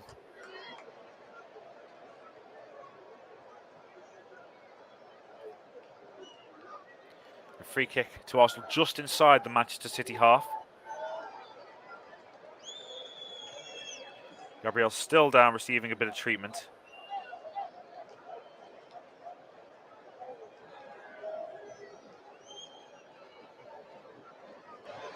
And Erling Haaland just having a word with Anthony Taylor. He doesn't feel he did an awful lot wrong. Of course, we see these kind of challenges a lot in the game these days. I'm not sure there was any intent from Erling Haaland as such to injure Gabriel.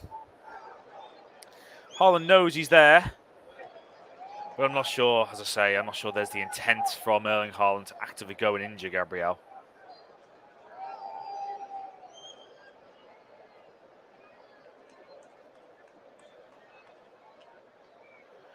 An hour gone at the Emirates.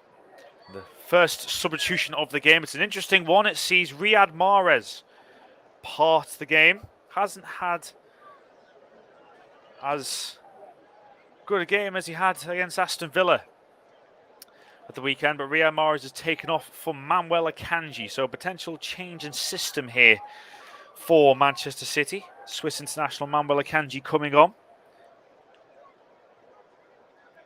Of course, can slot into centre-back alongside Ruben Dias. So perhaps Nathan Ake moving out to a more conventional left-back role. Bernardo Silva moving further forward. That's City's first substitution of the game. De Bruyne forward to Erling Haaland. He's got Gundogan inside him and looked to play it towards Gundogan, but the pass was never going to make it. It's been cleared away by Tomiyasu. Ake forward now to Grealish. Rodri.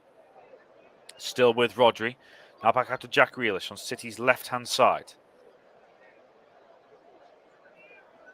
Grealish looking to take on Tomiyasu on the outside. Does really well, Tomiyasu. In fact, wins the goal kick off Jack Grealish. Jack Grealish can't quite believe he hasn't won a corner there. As we're just seeing on the replay, it does come off the winger's left ankle. Pretty unmissable, Jack Grealish's ankles. And it's a goal kick to Arsenal. In fact, Anthony Taylor's got his card out again. It could be for Jack Grealish for dissent, perhaps, and it is as well for his reaction to not being given a corner there. So 4 yellow cards now for Manchester City. Ederson, Kyle Walker and Bernardo Silva all in the first half, added to now by Jack Grealish. 62 minutes gone at the Emirates. Arsenal 1, Manchester City 1.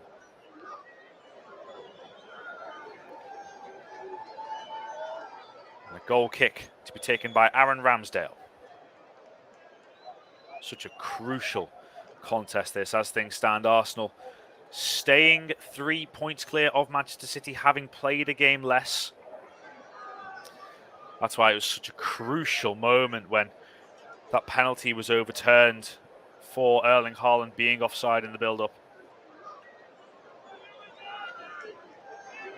He's getting berated by the Arsenal fans for taking a while over this throw-in. Ake forward to Erling Haaland. It's another Manchester City throw-in, about 30 yards out, comes off Tomiyasu. Ake again. Take it slightly quicker this time, back to Ruben Diaz, been challenged by Nketiah, and Anthony Taylor is going to pull out the card here for the Arsenal striker. Imagine it to be a yellow card, but I think City want more. Nketiah does challenge Diaz and has been given a yellow card by Anthony Taylor. Arsenal's second of the game for challenging Ruben Diaz. Diaz clears the ball and then Nketiah does catch him late. In fact, Nketiah does get part of the ball as Diaz clears it, but it's the follow-through of anything that catches Ruben Diaz, and I think it's always likely to be a yellow card in that kind of circumstance. Diaz on the end of it. And a free kick to Manchester City just inside their own half, and Arsenal's second yellow card of the game, both in this second half. Takahiro Tomiyasu very early on for time wasting given by Anthony Taylor, and then Eddie Nketiah for that foul on Ruben Diaz. Diaz it is that sends the ball long looking for Kyle Walker, and Zinchenko heads it back calmly to Aaron Ramsdale, chased by Kyle Walker in fact. Ramsdale will keep hold of the ball and calmly assess his options before getting Arsenal going again. Gabriel was of course booked for the foul that led to the penalty award by Anthony Taylor, but then the penalty was correctly overturned for Erling Haaland being in offside position. Zinchenko trying to get it forward to Xhaka, but it's been cut out by Kevin De Bruyne. Ramsdale and Zinchenko trying to get the Arsenal crowd going. They know how important the last 25 minutes this is in the context of this Premier League title race. Zinchenko looking for someone to really throw the ball to. Hasn't got too many options. Gives it to Xhaka, who takes a touch and sends it forward, looking for Nketiah. Akanji, close attentions. Saka collects it now, gives it right to Ødegaard. He's got Tomiyasu on his outside. Here's Tomiyasu, sends it across. Nketiah's there. He can't get there. Massive moment in Nketiah. His second big chance of the game. Zinchenko forward. Gets the pass from Jorginho. Has been shepherded out of play, but what a massive moment again for Eddie Nketiah. Spurned a free header in the first half from a Zinchenko cross. This time it was the opposite fullback, Takahiro Tomiyasu, that got in from the cross. He might well have been offside. It'd been very interesting to see the replays on that.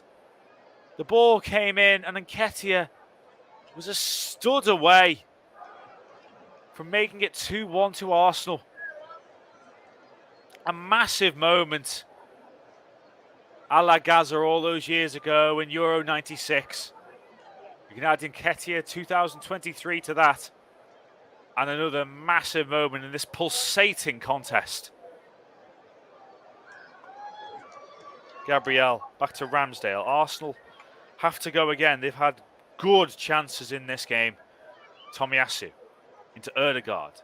Tomiyasu now loses it. Jack Grealish past Jorginho, goes down under the challenge of Saka, who can't quite believe. He says it was shoulder to shoulder. Anthony Taylor giving the free kick to Manchester City, and Jack Grealish is saying, why isn't that a yellow card? The replays did make it look shoulder to shoulder, but Grealish was the one that ultimately won the ball after the challenge, and I think that's what helped him win the free kick. That's an opportunity for Manchester City to get the ball into the penalty area. Kevin De Bruyne is the one over it, so it's going to be an in-swinger from Manchester City's left-hand side, about 25 yards out.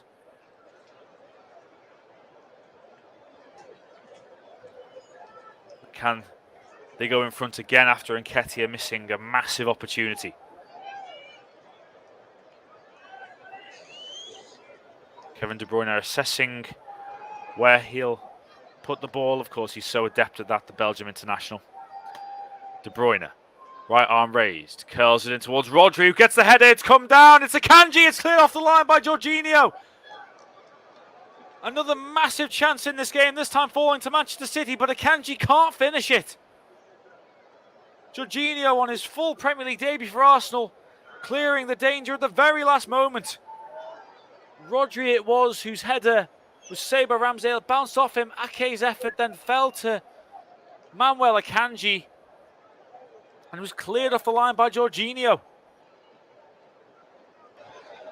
You can't take your eyes off this. Zinchenko. That's a really poor pass. Bernardo Silva, Erling Haaland gets in. Good opportunity, well saved by Aaron Ramsdale. But again, Erling Haaland struggling to score in a game against a team at the top of the Premier League table. Bernardo Silva's pass into Haaland didn't give him the best of chances, it has to be said. He had to try and manufacture the opportunity himself. And it's really good work from Aaron Ramsdale.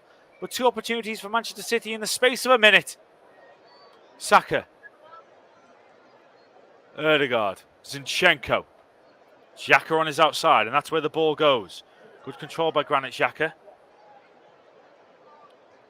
Back to Zinchenko. Jorginho. Ødegaard. Into Saka. Lovely take from Bukayo Saka. Squeezes it forward, looking for Xhaka, but the free kick hasn't been given. Saka did go down, and Taylor Waves play on. The ball's back now with Gabriel. Saka just getting up after the challenge, just outside the Manchester City penalty area.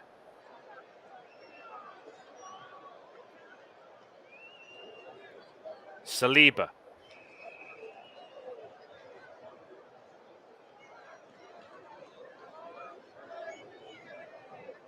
Back to Ramsdale. Big chances continuing to come and go. Ramsdale just about escaping the attentions of Haaland there. Ødegaard. Gabriel. Jorginho. Zinchenko again popping up in central midfield. Ødegaard. Left now to Granit Xhaka. He's got Martinelli through the middle. Granit Xhaka, oh, it's a poor pass to Eddie Nketiah, and it goes out of play, and Granit Xhaka knows it. Xhaka cut inside. There were gaps opening up in the City defence. And he chose to play it to Nketiah, and it's an overhit pass, and it goes out of play. Big opportunity for Arsenal spurned.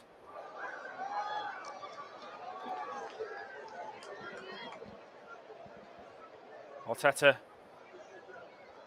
trying to encourage his team. He knows that was a big opportunity.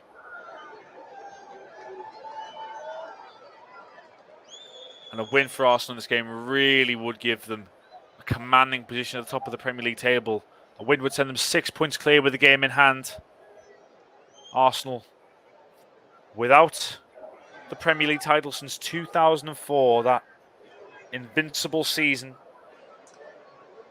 They're not quite invincible this season, but they are indeed imperious. Hence why they're leading the way. Akanji to Diaz. Walker to De Bruyne. Bernardo Silva through the legs of Zinchenko, but tidied up by Gabriel. Poor pass. Bernardo Silva through to Erling Haaland. Chance for Manchester City. Haaland to Gundogan. Lays it off. Jack Grealish coming in. It's 2-1. Jack Grealish with the biggest moment yet in his Manchester City career. Given away by Arsenal in midfield. Played through to Erling Haaland. He squared it to Ilkay Gundogan, who let it run through to Jack Grealish. And it's a brilliant right-footed finish from the £100 million man to restore Manchester City's lead at the Emirates. Arsenal 1, Manchester City 2.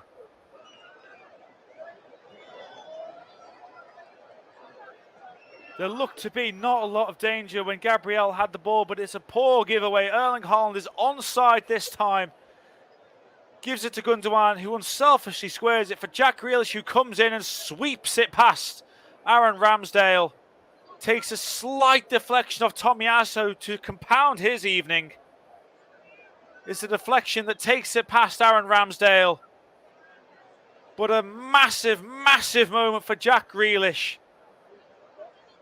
who runs off to those City fans in the far corner And City take the lead for the second time in the game.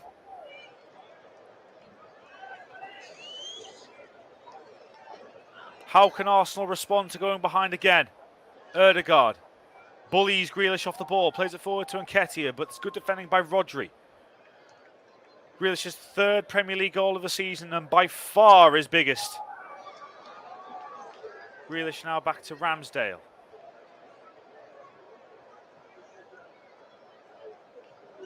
Zinchenko tidies up.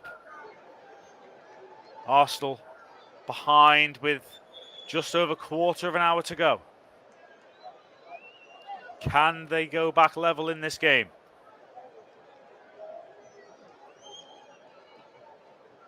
It's been a rocky ride in the last few weeks for the Gunners with that defeat at Everton, the controversial draw against Brentford, although they did look nervous in that game even before the controversy late on with VAR. Bernardo Silva trying to get past Martinelli. Gabriel. It's another mistake by Gabriel, but it's fallen to Jorginho. Gabriel again. Square across to Saliba. Manchester City now on top of the Premier League table as things stand. Both teams on 51 points, but City ahead on goal difference. Arsenal having played a game less. Ball forward to Nketiah. He's nudged Akanji off it. Into Bukayo Saka. Played forward to Granit Xhaka. He's got Martinelli outside. Granit Xhaka. Still with Granit Xhaka. Brilliant challenge from Ruben Diaz to deny Xhaka getting a shot away. Rodri. Ake forward to Haaland, but it's beyond him. What a brilliant challenge that was by Ruben Diaz.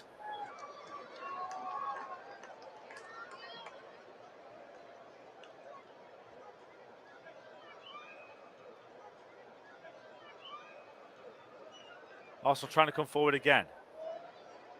Gundogan wins the ball now, and it's a free kick against Martin Ødegaard. City in the ascendancy, and here comes Leandro Trossard. The January signing from Brighton and Hove Albion, coming on for Gabriel Martinelli. It's the substitution that we've seen so often in the last few weeks. Trossard coming on and scoring his first Arsenal goal against Brentford at the weekend. Coming on in very different circumstances this time around. Looking to rescue the game for the Gunners as we see Phil Foden preparing to come on. It's incredible, really, to think the lack of game time that Phil Foden has seen recently. Such an incredible talent, but just can't get into Manchester City's starting 11 of late. Grealish is down on the far side, so you imagine it would be a straight swap for the man who has given Manchester City a crucial lead in this game. Just watching the goal again, it was a poor giveaway from Gabriel. Good vision from Bernardo Silva to find Erling Haaland. Unselfish play into Gundogan, who was also unselfish, to tee it up for Jack Grealish. It's such a natural strike across goal. The deflection undoubtedly takes it beyond Aaron Ramsdale. But Jack Grealish, with the biggest moment of his Manchester City career so far, gives the reigning champions the lead at the Emirates. Phil Foden is on for Jack Grealish. After 77 minutes. 13 minutes plus stoppage time to go at the Emirates. Arsenal 1, Manchester City 2. Akanji just let the ball go out of play. It'll be a City throw inside their own half. We're just seeing Arsenal only one shot on target so far. That penalty from Bukayo Saka. City with 5 on target. That's really where the difference is, of course, with their 2 goals as well to Arsenal's 1. But City started the second half so well, and they've carried on in that vein. Arsenal missing massive opportunities in the first half. And City punishing them in the second. Ake. Forward looking for Kevin De Bruyne. Lovely touch from De Bruyne. Foden on his outside. Phil Foden looks to send the cross in. It's deflected into the path of Aaron Ramsdale. Looks to get Arsenal going. Xhaka. Zinchenko. Can't go forward and has to give it back to Gabriel. Saliba. Xhaka. Forward to Trossard. First touch for him. Sends it forward to Nketiah. He's in a race with Akanji. Akanji with a composed back pass back to Ederson. Sends it forward looking for Phil Foden on the left-hand side. Headed away by Saliba, who'd be unfortunate to be on the losing side in this game. Kevin De Bruyne forward to Phil Foden. Tomiyasu sees him off and gives it back to Ramsdale. Touch from Ramsdale to get the ball under control. Saliba turns and runs forward with the ball. Xhaka out left to Gabriel. Zinchenko ahead of him. Xhaka as well. Still with Gabriel into Xhaka. Tucks it round the corner for Zinchenko. Now Trossard ahead of him, up against Akanji. Trossard cutting back. Xhaka. Looked for Zinchenko. Has fallen to Zinchenko. Chance for Trossard. Goes down. No doing, says Anthony Taylor. Massive penalty shot from Arsenal as Leandro Trossard goes down to the chance of Kyle Walker. And it might well be the correct call from Anthony Taylor, as Kyle Walker doesn't appear to make contact with his leg on Leandro Trossard. I do think that is the correct decision. Very good refereeing from Anthony Taylor. No penalty to Arsenal. Leandro Trossard going down under the challenge of Kyle Walker. But no foul, says Anthony Taylor, as Erling Haaland looks to try and get in behind Saliba, but a free kick has been given. Anthony Taylor saying that it's a slight nudge from Erling Haaland as the ball goes over William Saliba, and that appeared to be the case from Erling Haaland, the Premier League's top scorer so far this season. Rodri wins it off Trossard. Square to Gundogan. De Bruyne back to Gundogan. It's been challenged by Xhaka. Arsenal looking to build again. Just over 10 minutes to go until stoppage time at the Emirates. Zinchenko. Trossard. Left-hand side. Back to Alexander Zinchenko, the former City fullback. Jorginho out to Tomiyasu. Ødegaard. Saliba. Ødegaard again. Into Jorginho. Over the top looking for Nketiah. Can't get past Akanji, and it will bounce through to Ederson, who will collect under pressure from Nketiah. And Arsenal set to make two more changes. Ben White and Fabio Vieira both coming on. Ben White, a surprise for many to not start this game, given how good a season he's had. And also given the performance of Takahiro Tomiyasu. We might well be seeing Ben White back in the starting lineup at Aston Villa at the weekend. It's flicked on by Haaland, looking for Phil Foden, but it's gone through to Aaron Ramsdale. Saliba. Back to Ramsdale, being pressured by Haaland. Saliba was open for the pass, but Ramsdale goes the other way to Gabriel. Forward now to Trossard, challenged by Walker. No free kick given. Rodri taking on Xhaka. Gundogan. De Bruyne is ahead of him, and that's where it goes. It's Kevin De Bruyne back to Erling Haaland. Great chance, 3-1. Erling Haaland with his 26th Premier League goal of the season might just have wrapped up a massive 3 points for Manchester City in North London.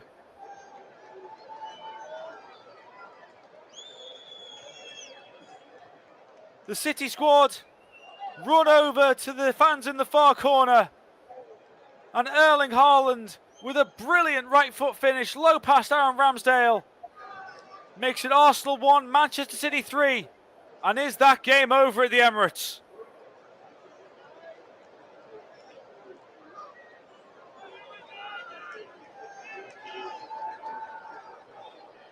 Rodri with a driving run forward into Gundogan. Kevin De Bruyne made the run in the inside right channel. Gundogan was always going to find him. De Bruyne with the cutback to Erling Haaland, and the rest, well, we've come used to seeing this from the Premier League's most lethal marksman. With his right foot this time, and Ramsdale no chance in the Arsenal goal. And Manchester City look to have wrapped up a massive 3 points.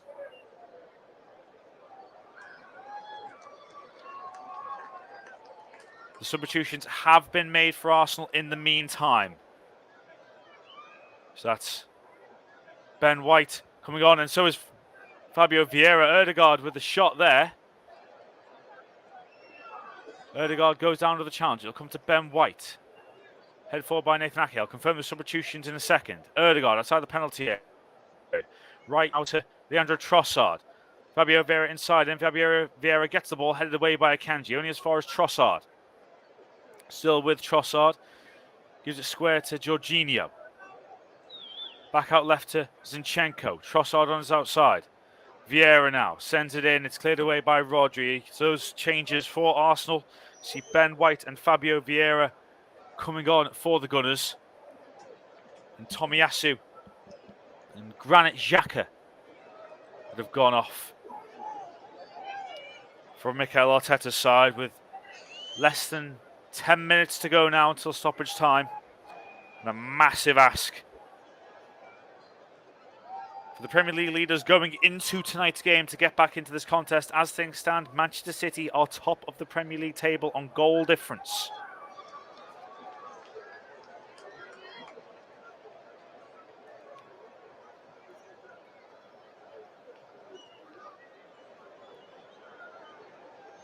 Trossard, Jorginho.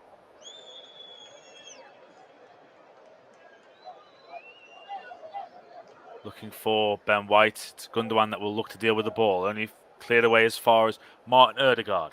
Jorginho into Ødegaard again. Inside right channel. Looks to cut it back. It's sliced, but it's cleared away by Rodri. Ben White will collect.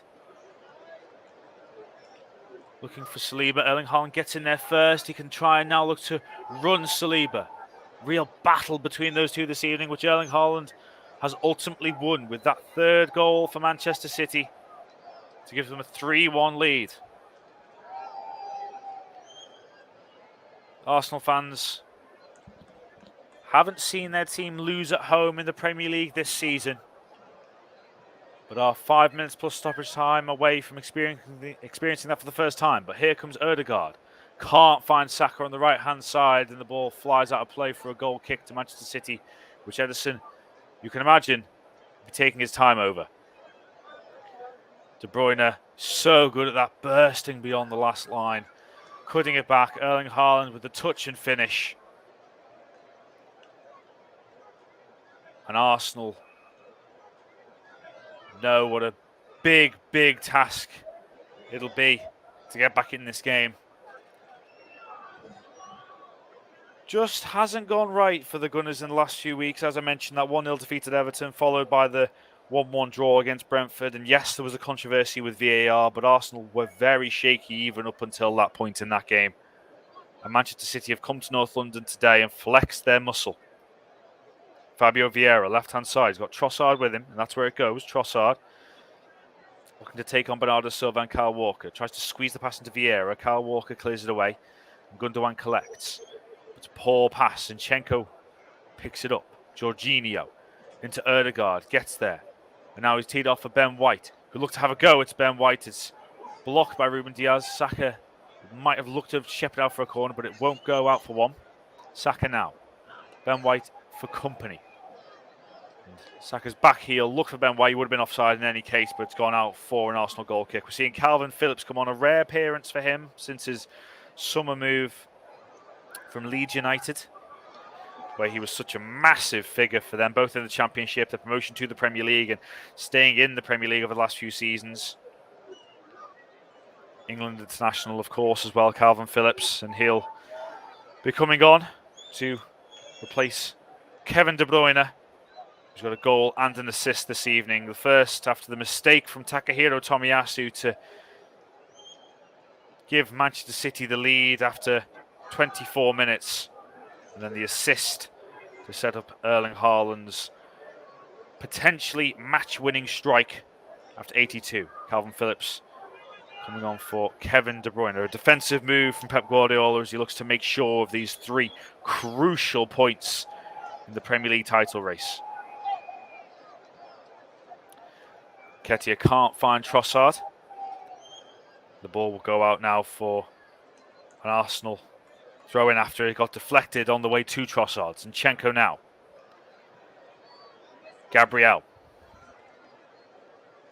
Saliba. Right to Ben White. Forward to Saka. Has to take it back. Looked to find Gabriel and just about does after it flicked off Erling Haaland. Zinchenko. Gabriel. Trossard. Zinchenko. Saliba. Ødegaard. Ben White was trying to make the run inside Phil Foden. Still with Ødegaard, getting onto his left foot. Back to Jorginho, who will now find Ben White on the right-hand side. Ben White cutting in field. Still with Ben White. Still gives it back to Zinchenko. His central role. Zinchenko back to William Saliba. First time pass to Gabriel. Minute and a half left of normal time. Zinchenko sweeps it out to Bukayo Saka. Lovely ball to find him on the right-hand side. Ben White on the overlap. Still with Bukayo Saka cutting inside. Getting his cross in. It's Nketiah again with another massive opportunity for Arsenal. He could well have had a hat-trick tonight. Lovely decoy run by Ben White. Bukayo Saka came inside and his pass found Eddie Nketiah in acres of space. And he glances the header wide when well placed. He really could and perhaps should have had a treble tonight, the Arsenal number 14. As we're just seeing some unsavoury scenes here, some objects being thrown in the path of Kevin De Bruyne as he walked around the side of the pitch. We don't want to see that anywhere in the modern game. Kevin De Bruyne now in the Manchester City dugout, but as I say, not scenes that we want to be seeing after a game that's given us so much here at the Emirates. Haaland, Gundogan, collected by Trossard on the brink of stoppage time. When White's gone down with the challenge of Phil Foden. Ødegaard. Jorginho. Spreads it out to Trossard. Has to come back to collect. Zinchenko.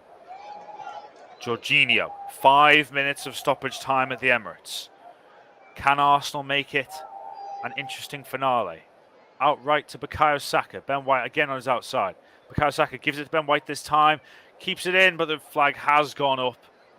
I think 4 offside against Ben White as Bukayo Saka just delayed the pass.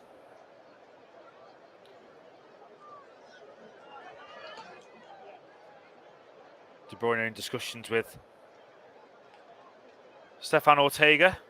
He's had such influence on this game with a goal and an assist, Kevin De Bruyne. His form has been criticised since the restart, but big moments, big players turn up in big games, and he's very much fitted that bill this evening. Bernardo Silva taking on Zinchenko. It's gone out for an Arsenal throw and level with their own penalty area. Zinchenko looking to get on with it. Jorginho scoops it out to Zinchenko. Not the best ball. It's been given away, but it's handball against Bernardo Silva in any case. It's a free kick to Arsenal. Just level with their own penalty area. Gabriel back to Ramsdale. Out now to William Saliba. Jorginho. Ben White.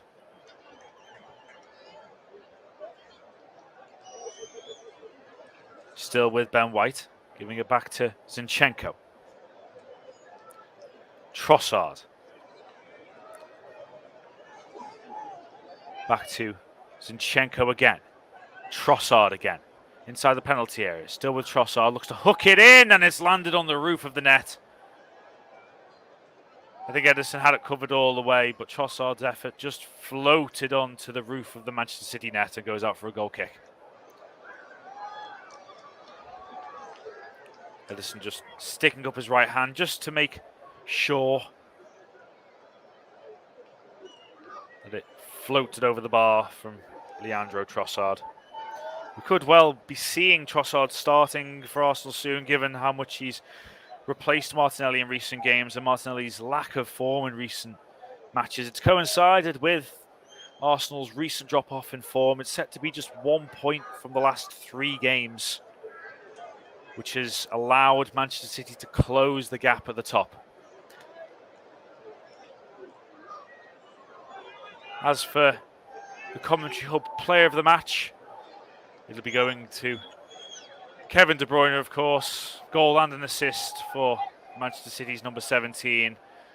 Yes, he hasn't been in the best of form, but he's turned up and it's really mattered for Pep Guardiola's team today with a stunning display in midfield, a burst of energy, which is what we're used to from him.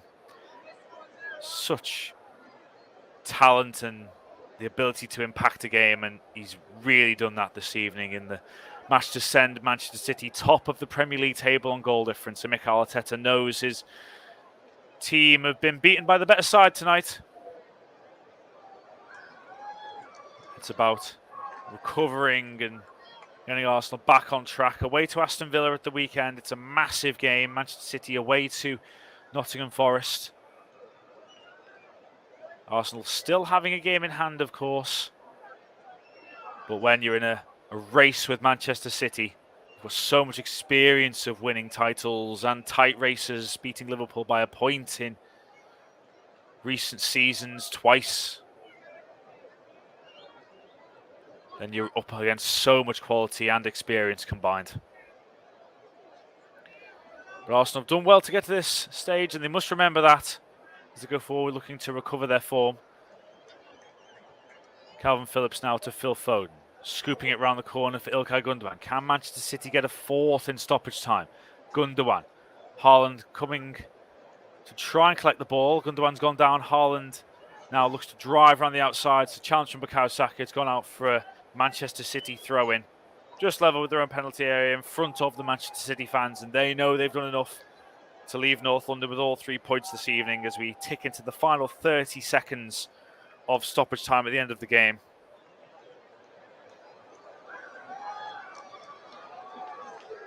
Phil Foden leaving it for Nathan Ake to take this throw in. Looking for Phil Foden, who's seen off Jorginho. Phil Foden inside the penalty area for City, but looks to drive back towards the corner flag, and he's won a corner off Bukayo Saka to see the seconds tick down. The defending champions have secured a 3-1 win at the Emirates. That is full time. Pep Guardiola goes over to Mikel Arteta. The apprentice has been beaten by the master this evening. Manchester City took the lead when Kevin De Bruyne pounced on Takahiro Tomiyasu's poor back pass after 24 minutes to calmly lob it over. Aaron Ramsdale in goal. The Gunners equalised through Bukayo Saka after Eddie Nketiah had been fouled by Ederson. Bukayo Saka calmly passing the ball past the Manchester City goalkeeper to make it 1-1. But in the second half, Manchester City outlined their title credentials. Jack Grealish with the biggest moment yet in his Manchester City career after 72 minutes, sweeping home after the ball was given away by Gabriel. Erling Haaland and Ilkay Gundogan both involved before Grealish made it 2-1. And then the goal has secured the win. Kevin De Bruyne bursting into the Arsenal penalty area and cutting it back for Erling Haaland to take a touch and emphatically finish his 26th Premier League goal of the season, his 32nd overall for Manchester City, as the defending champions leapfrog the Gunners to lead the Premier League on goal difference this evening. And it's finished at the Emirates. Arsenal 1, Manchester City 3. Thank you very much there to Chris Coughlin for excellent coverage of the game between Arsenal and Manchester City. We'll be open to get the thoughts of Mike Orneman on the Arsenal, from the Arsenal perspective. We're well away for that, and we'll wait for some news to come through from the results to come through from the other games. Some scores to tell you about in a moment. I'm just going to take a quick break. When I do return, we'll be with some scores and some other matches from the other games taking place this evening, as we just see the Arsenal players shaking hands, Zinchenko having a word with Pep Guardiola as they walk off the field of play. So we're just going to take a quick break, but when we return, we'll be back with some results and hopefully some analysis with Mike Orneman come the end of the game. Stay there, you're listening to the Common Troops coverage of Arsenal 1, Manchester City 3 in the Premier League.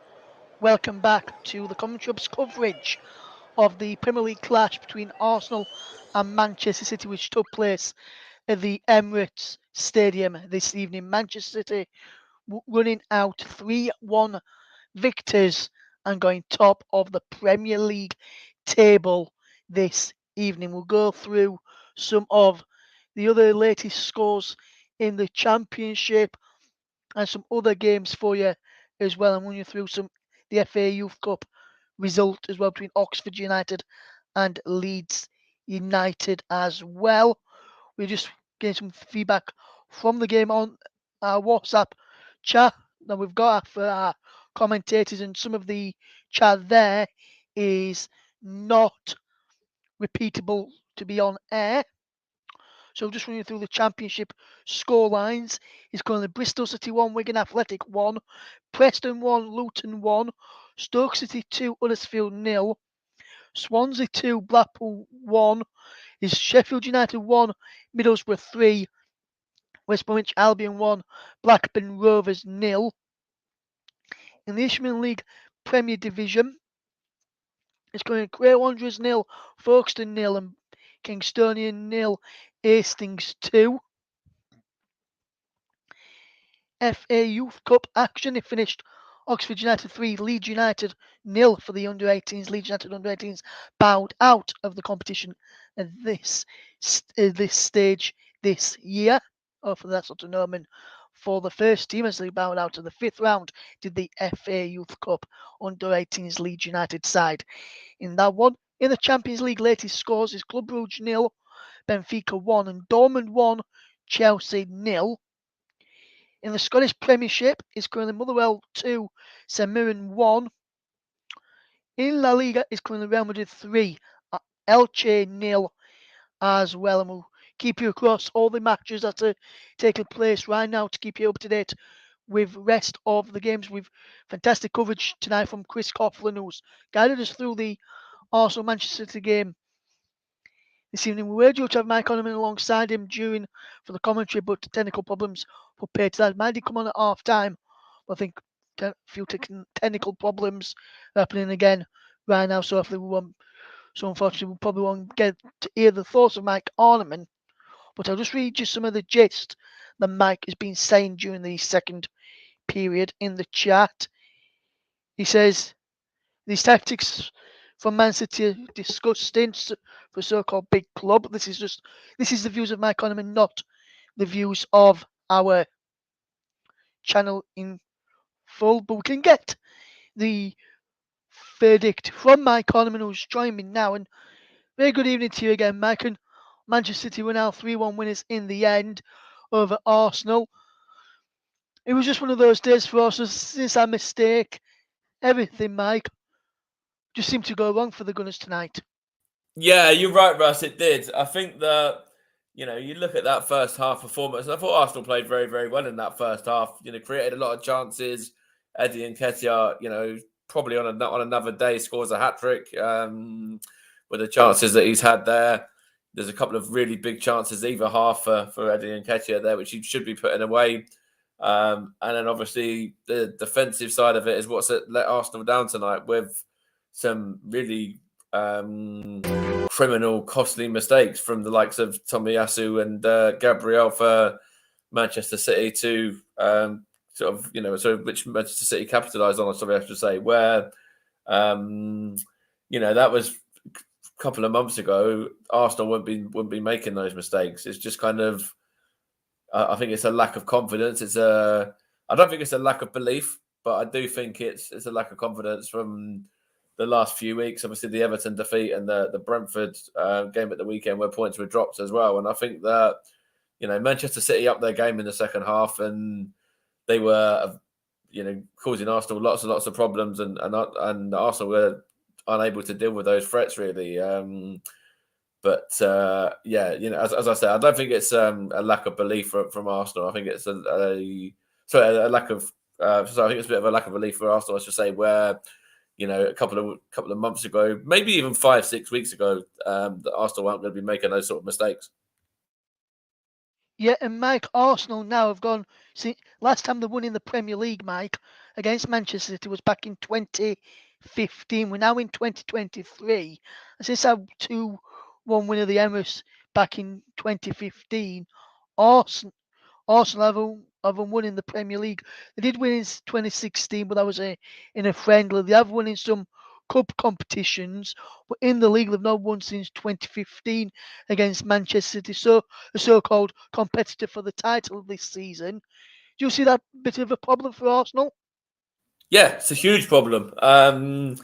Manchester City have still got to play Arsenal in April, but they're going to go into that game full of confidence. This will spur them on. They'll go on a good run now, and they'll put a lot of good performances in and get a lot of positive results on the back of getting these 3 points tonight. And not just that, but they know that they can beat Arsenal. They've beaten Arsenal twice this season in League and Cup, and as you say, it's a long time since Arsenal got one over on Manchester City. So, it's a big worry. It really is, in my opinion.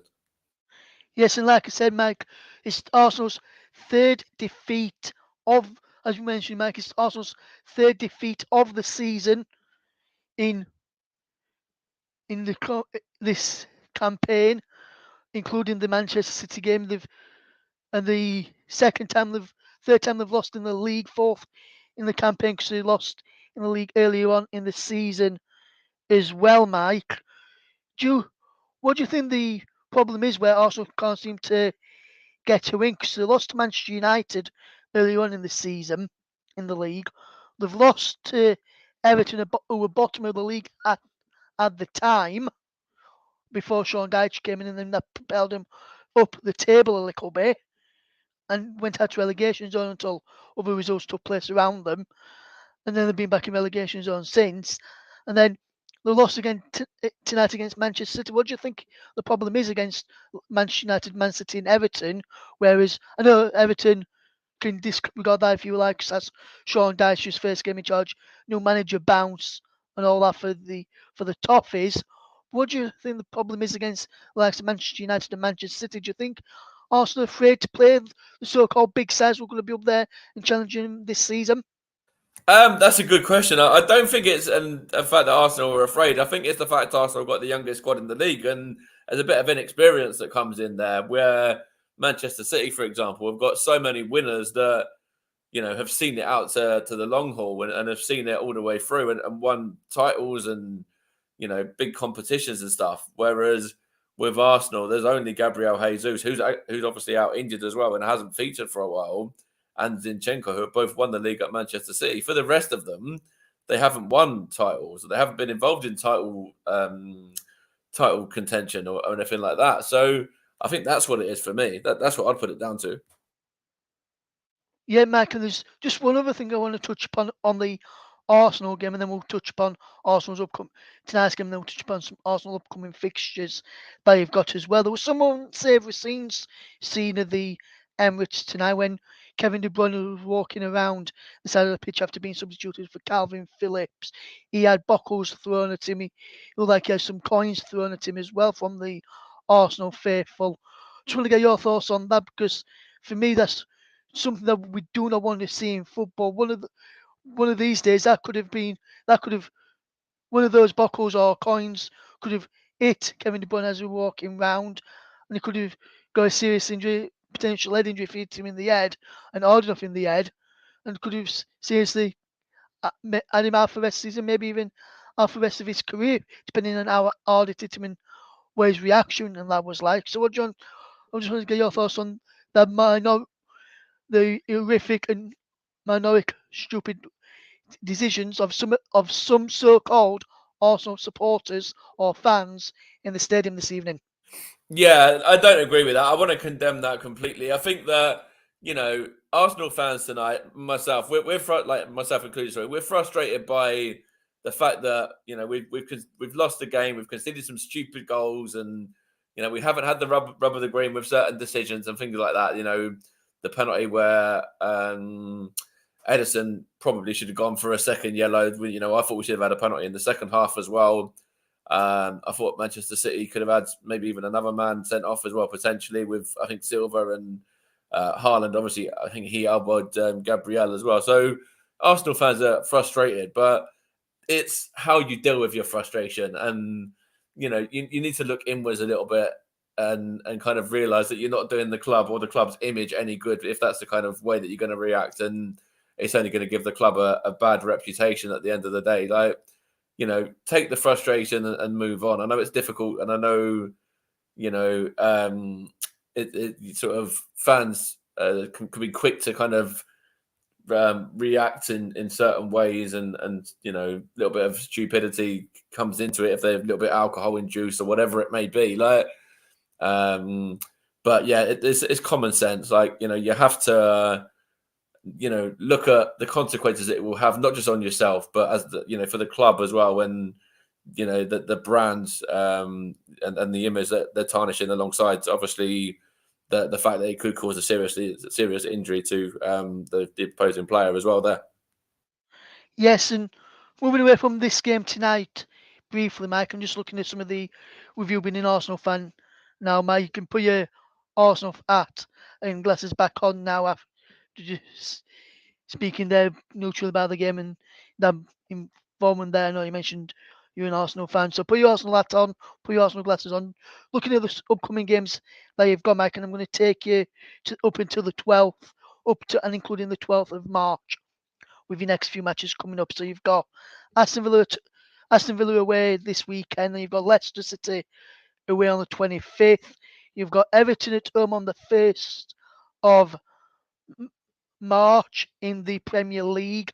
Then you've got Bournemouth at home on the 4th of March, and then you've got Fulham on the 12th of March. Let's just throw in 19th of March, Crystal Palace. That's your next 6 matches that Arsenal have got in the Premier League. So Aston Villa away, Leicester away, Everton at home, Bournemouth at home, Fulham away, and then Crystal Palace at home. Looking at that, Mike, obviously Everton may stay up now because of the Sean Dyche factor, like the way they did with Burnley all them years ago until last season when they ended up getting relegated, Burnley, and Dyche got sacked. Bournemouth doing fairly well under Gary O'Neill at the moment. It's a miss with some results. Fulham doing fairly well, and then Mikel Arteta up against Patrick Vieira, 2 former teammates going head-to-head in that one on the 19th of March. What do you see that sort of run like? And do you think you can pick up maximum points in those 6 games, Mike? Or do you think it could be some of those will be trick for you, especially like the Everton one? Everton will be looking to get a double over you, which I'm not sure they've done for quite a while. Yeah, ideally, when you look at those fixtures, they're all winnable fixtures, and you would probably put money on Arsenal at the start of the season, getting maximum points there. But with the little blip over the last few weeks, the games against Everton and Brentford and tonight, where Arsenal aren't picking up points or maximum points in any of those games, there are games in there which I'm worried about. I'm worried about Everton. I'm worried about Fulham. I'm worried about Crystal Palace. Whereas at the start of the season, with the form that Arsenal were in, I wasn't worried about it. I was going into those games thinking we'd be good enough to win and strong enough to win. And, realistically, we've got a stronger team a stronger squad than those teams that you mentioned there. But we got a stronger squad than Brentford, and we still drop points. And Everton, and we've dropped points. So I am concerned. Mikel Arteta is going to have to really get into them in the build-up to Saturday, because Aston Villa away is a difficult game as well. And obviously, Unai Emery is going to want to get one over his former team as well, which is obviously going to be another deciding factor in that potentially, with the Emery against Arteta factor on Saturday as well. But he's got a huge couple of days now, Mikel Arteta, to get into his team. We're second place now. We've dropped down today, but we've still got the game in hand. So if we win that, we'll still go back to the top by 3 points anyway. So, it's still in our hands. And these next games are crucial. We've got to bounce back. We've got to bounce back quickly. And we've got to put these chances away. Eddie Nketiah's we've got to be tucking these chances away that he's had tonight. And we've got to be very switched on and not make any sort of mistakes that we made tonight at the back. So, the next 5 or 6 games are massive. They're all winnable games. But the way that Arsenal are playing at the moment and the form that Arsenal are in, I am a little bit worried about a few of them. Yes, and also am I looking at this weekend's games, just in particular in the Premier League. Arsenal go to Aston Villa, as we've just mentioned. Manchester City go to Nottingham Forest. I know Forest have started to pick up recently, especially at the City ground. Well, that's going to be a tough game for Manchester City. So if Arsenal can get something at Villa Park, which, like you mentioned, has not been a very good place for Arsenal in recent seasons. I'm just looking at some of the head-to-heads. Arsenal, the one last season in 2022. But prior to that, in 2021, they lost there. 2020, you lost to Villa Park as well. You last beat them in 2015 before 2022 at Villa Park. So you've had a couple of losses in the last couple of meetings. In the last 3 meetings at Villa Park, 2 defeats and a win there. And then Man City go to Nottingham Forest. I know they've probably not played as much as many teams like, but Man City have, last time Manchester City played Nottingham Forest at the City ground was back in 2001 when Manchester City dropped points there in a 1-1 draw, but that was back in 2001. Last time they played them earlier on in the season, Man City won 6-0. So you'd expect City to go to Forest with the calibre of players they've got and win. So it's up to Arsenal to go and get the job done at Villa Park and then put pressure on Manchester City in their game at 3 o'clock. Do you think Arsenal will do that? Or do you think Man City could end up being 3 points clear of Arsenal, maybe even 5 points clear of Arsenal? With, say, if Arsenal get a draw and then Man City go on to win, probably 3 points clear there. Or if Arsenal lose and Man City win, there'll be 3 points clearer there. So do you reckon Man City will have got an easy game on Saturday and Arsenal must win to put the pressure back on City? I don't know about it being an easy game because the Premier League has shown this season that there's never such thing as an easy game with some of the results that have been thrown up. But I do think they'll go there and go to Nottingham Forest and get the point. Sorry, I should say, especially on the back of this performance and this result tonight, second half performance, especially for Manchester City, might I add. But if Arsenal can put the pressure on them, obviously Arsenal kick off early against Aston Villa. So if Arsenal can get the win at Aston Villa and go top of the league again, overtake them for however long it might be until the kickoff time, then the pressure's back on Manchester City again. And we've already seen in the league this season that anyone's capable of beating anybody.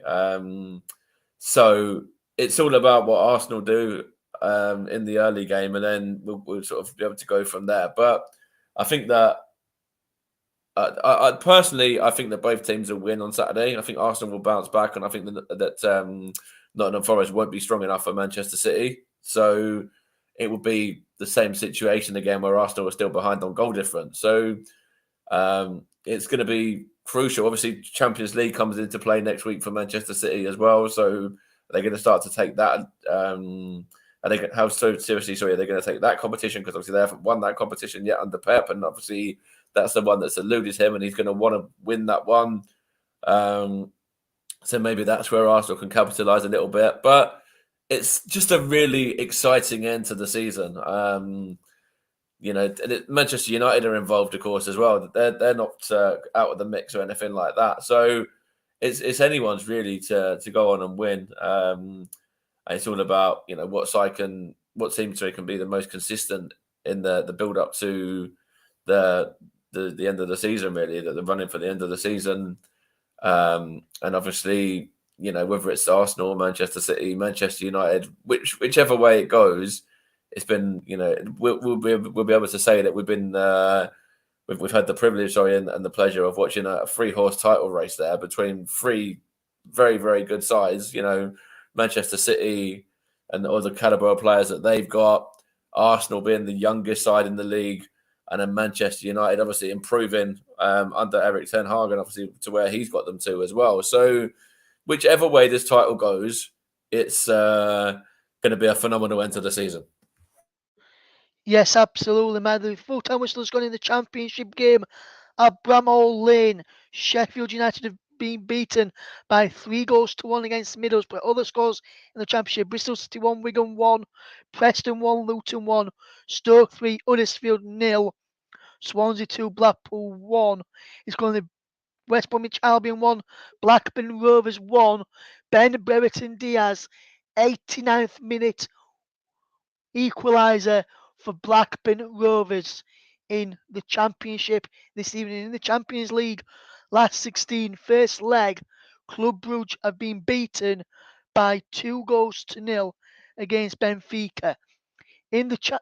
Also in the Champions League is Dortmund against Chelsea. They've played 2 minutes of stoppage time over in Germany at the Signal Iduna Park, and Borussia Dortmund still lead Chelsea by 1-0. We'll bring you the full-time score from that one very, very shortly. We'll also bring you the full-time result from the West Bromwich Albion versus Blackburn Rovers game as well. That game's coming up towards the end of the match as well in the Championship this evening. In La Liga, Real Madrid have just beaten Elche by 4-0 in Spain's La Liga. West Brom have just had a corner in their game against Blackburn Rovers. Header saved, hooked back out by a West Bromwich Albion player on the line to stop them from scoring there as well. We're going to get back to Mike Conneman while we wait for those results to come in. He's just got another point to bring up about Arsenal. But just to tell you, in the results I gave you in the Ishmael League Premier Division, Cray Wanderers 0, Folkestone 0, against Stonian 0, Hastings 3. All the results there. In the Scottish Premiership, the result I gave you, latest score I gave you earlier was Motherwell 2, St Mirren 1. That's how the game is finished. We'll get just in this chance here from Blackburn Rovers, who can potentially win it in the end. It comes out to the edge of the box for the number 8 to strike. It goes wide. I think he took a deflection. He didn't, according to the referee. And West Bromwich Albion have got a goal kick, 94th minute in that game, and it's West Bromwich Albion 1, Blackburn Rovers 1 in the Championship this evening. There, we're going to go back to my economy while we wait for the results from Dortmund against Chelsea, West Brom and West Bromwich Albion against Blackburn Rovers. And Mike's just got one final point to make on Arsenal 1, Manchester City 3. Mike, over to you, my friend. Yeah, so the only point I didn't add, which I wanted to add, was obviously the Thomas Partey injury as well. And obviously, it looks like he's going to be out for, I believe, somewhere between 6 to 8 weeks. And obviously, that's a big blow for Arsenal as well, which I wanted to touch on.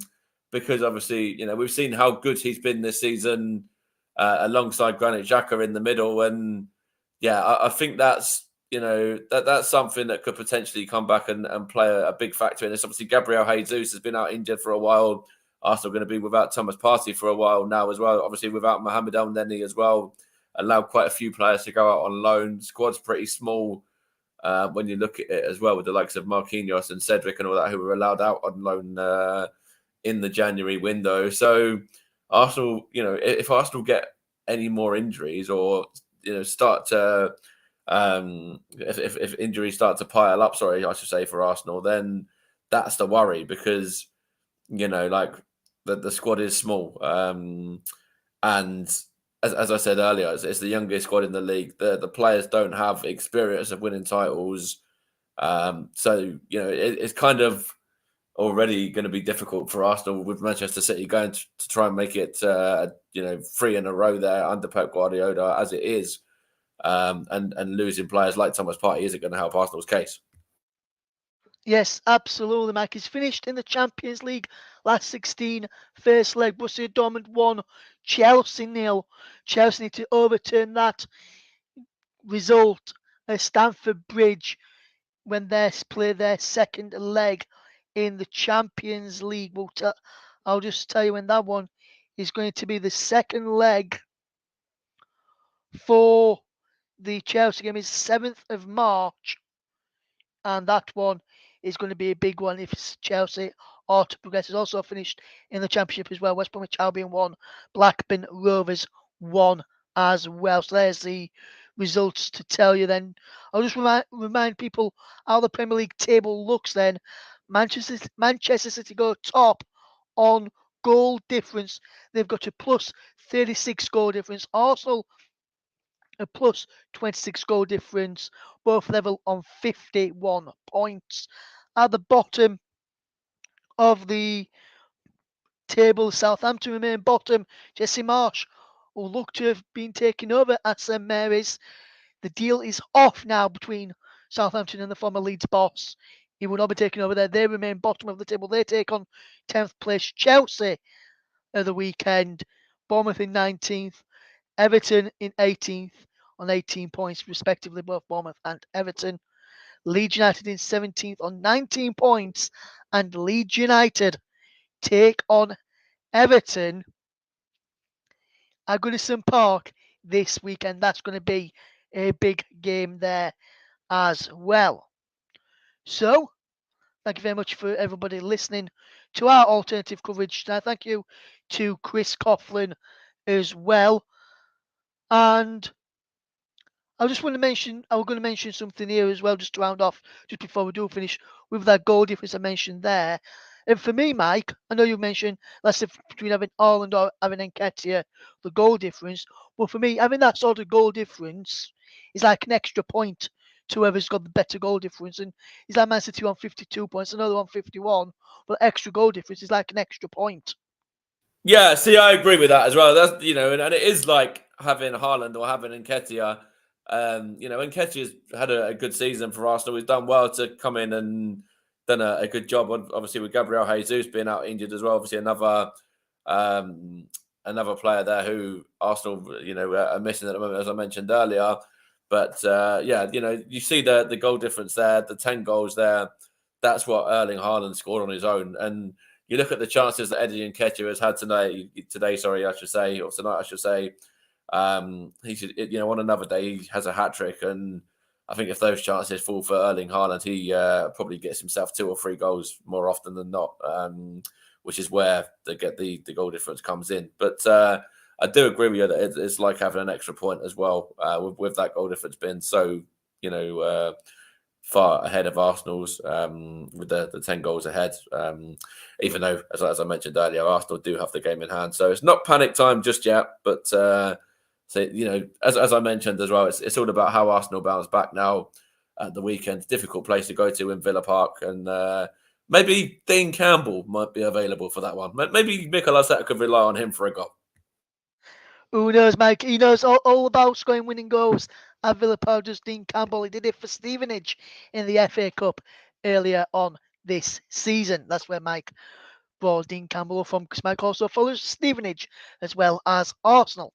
So then a big thank you then to Chris Coughlin for excellent commentary this evening. Good work from him once again, as always, on the commentary hub. Big thank you to Mike for joining me as a pundit at half-time and at full-time as well. We'll be able to be back with you very shortly for some more live coverage here on the commentary hub, the home of alternative commentary. This has been an unofficial broadcast of the Premier League. It's finished Arsenal 1, Manchester City 3 from Russ, Mike, Chris, and the rest of the team. Thank you very much for listening. Goodbye.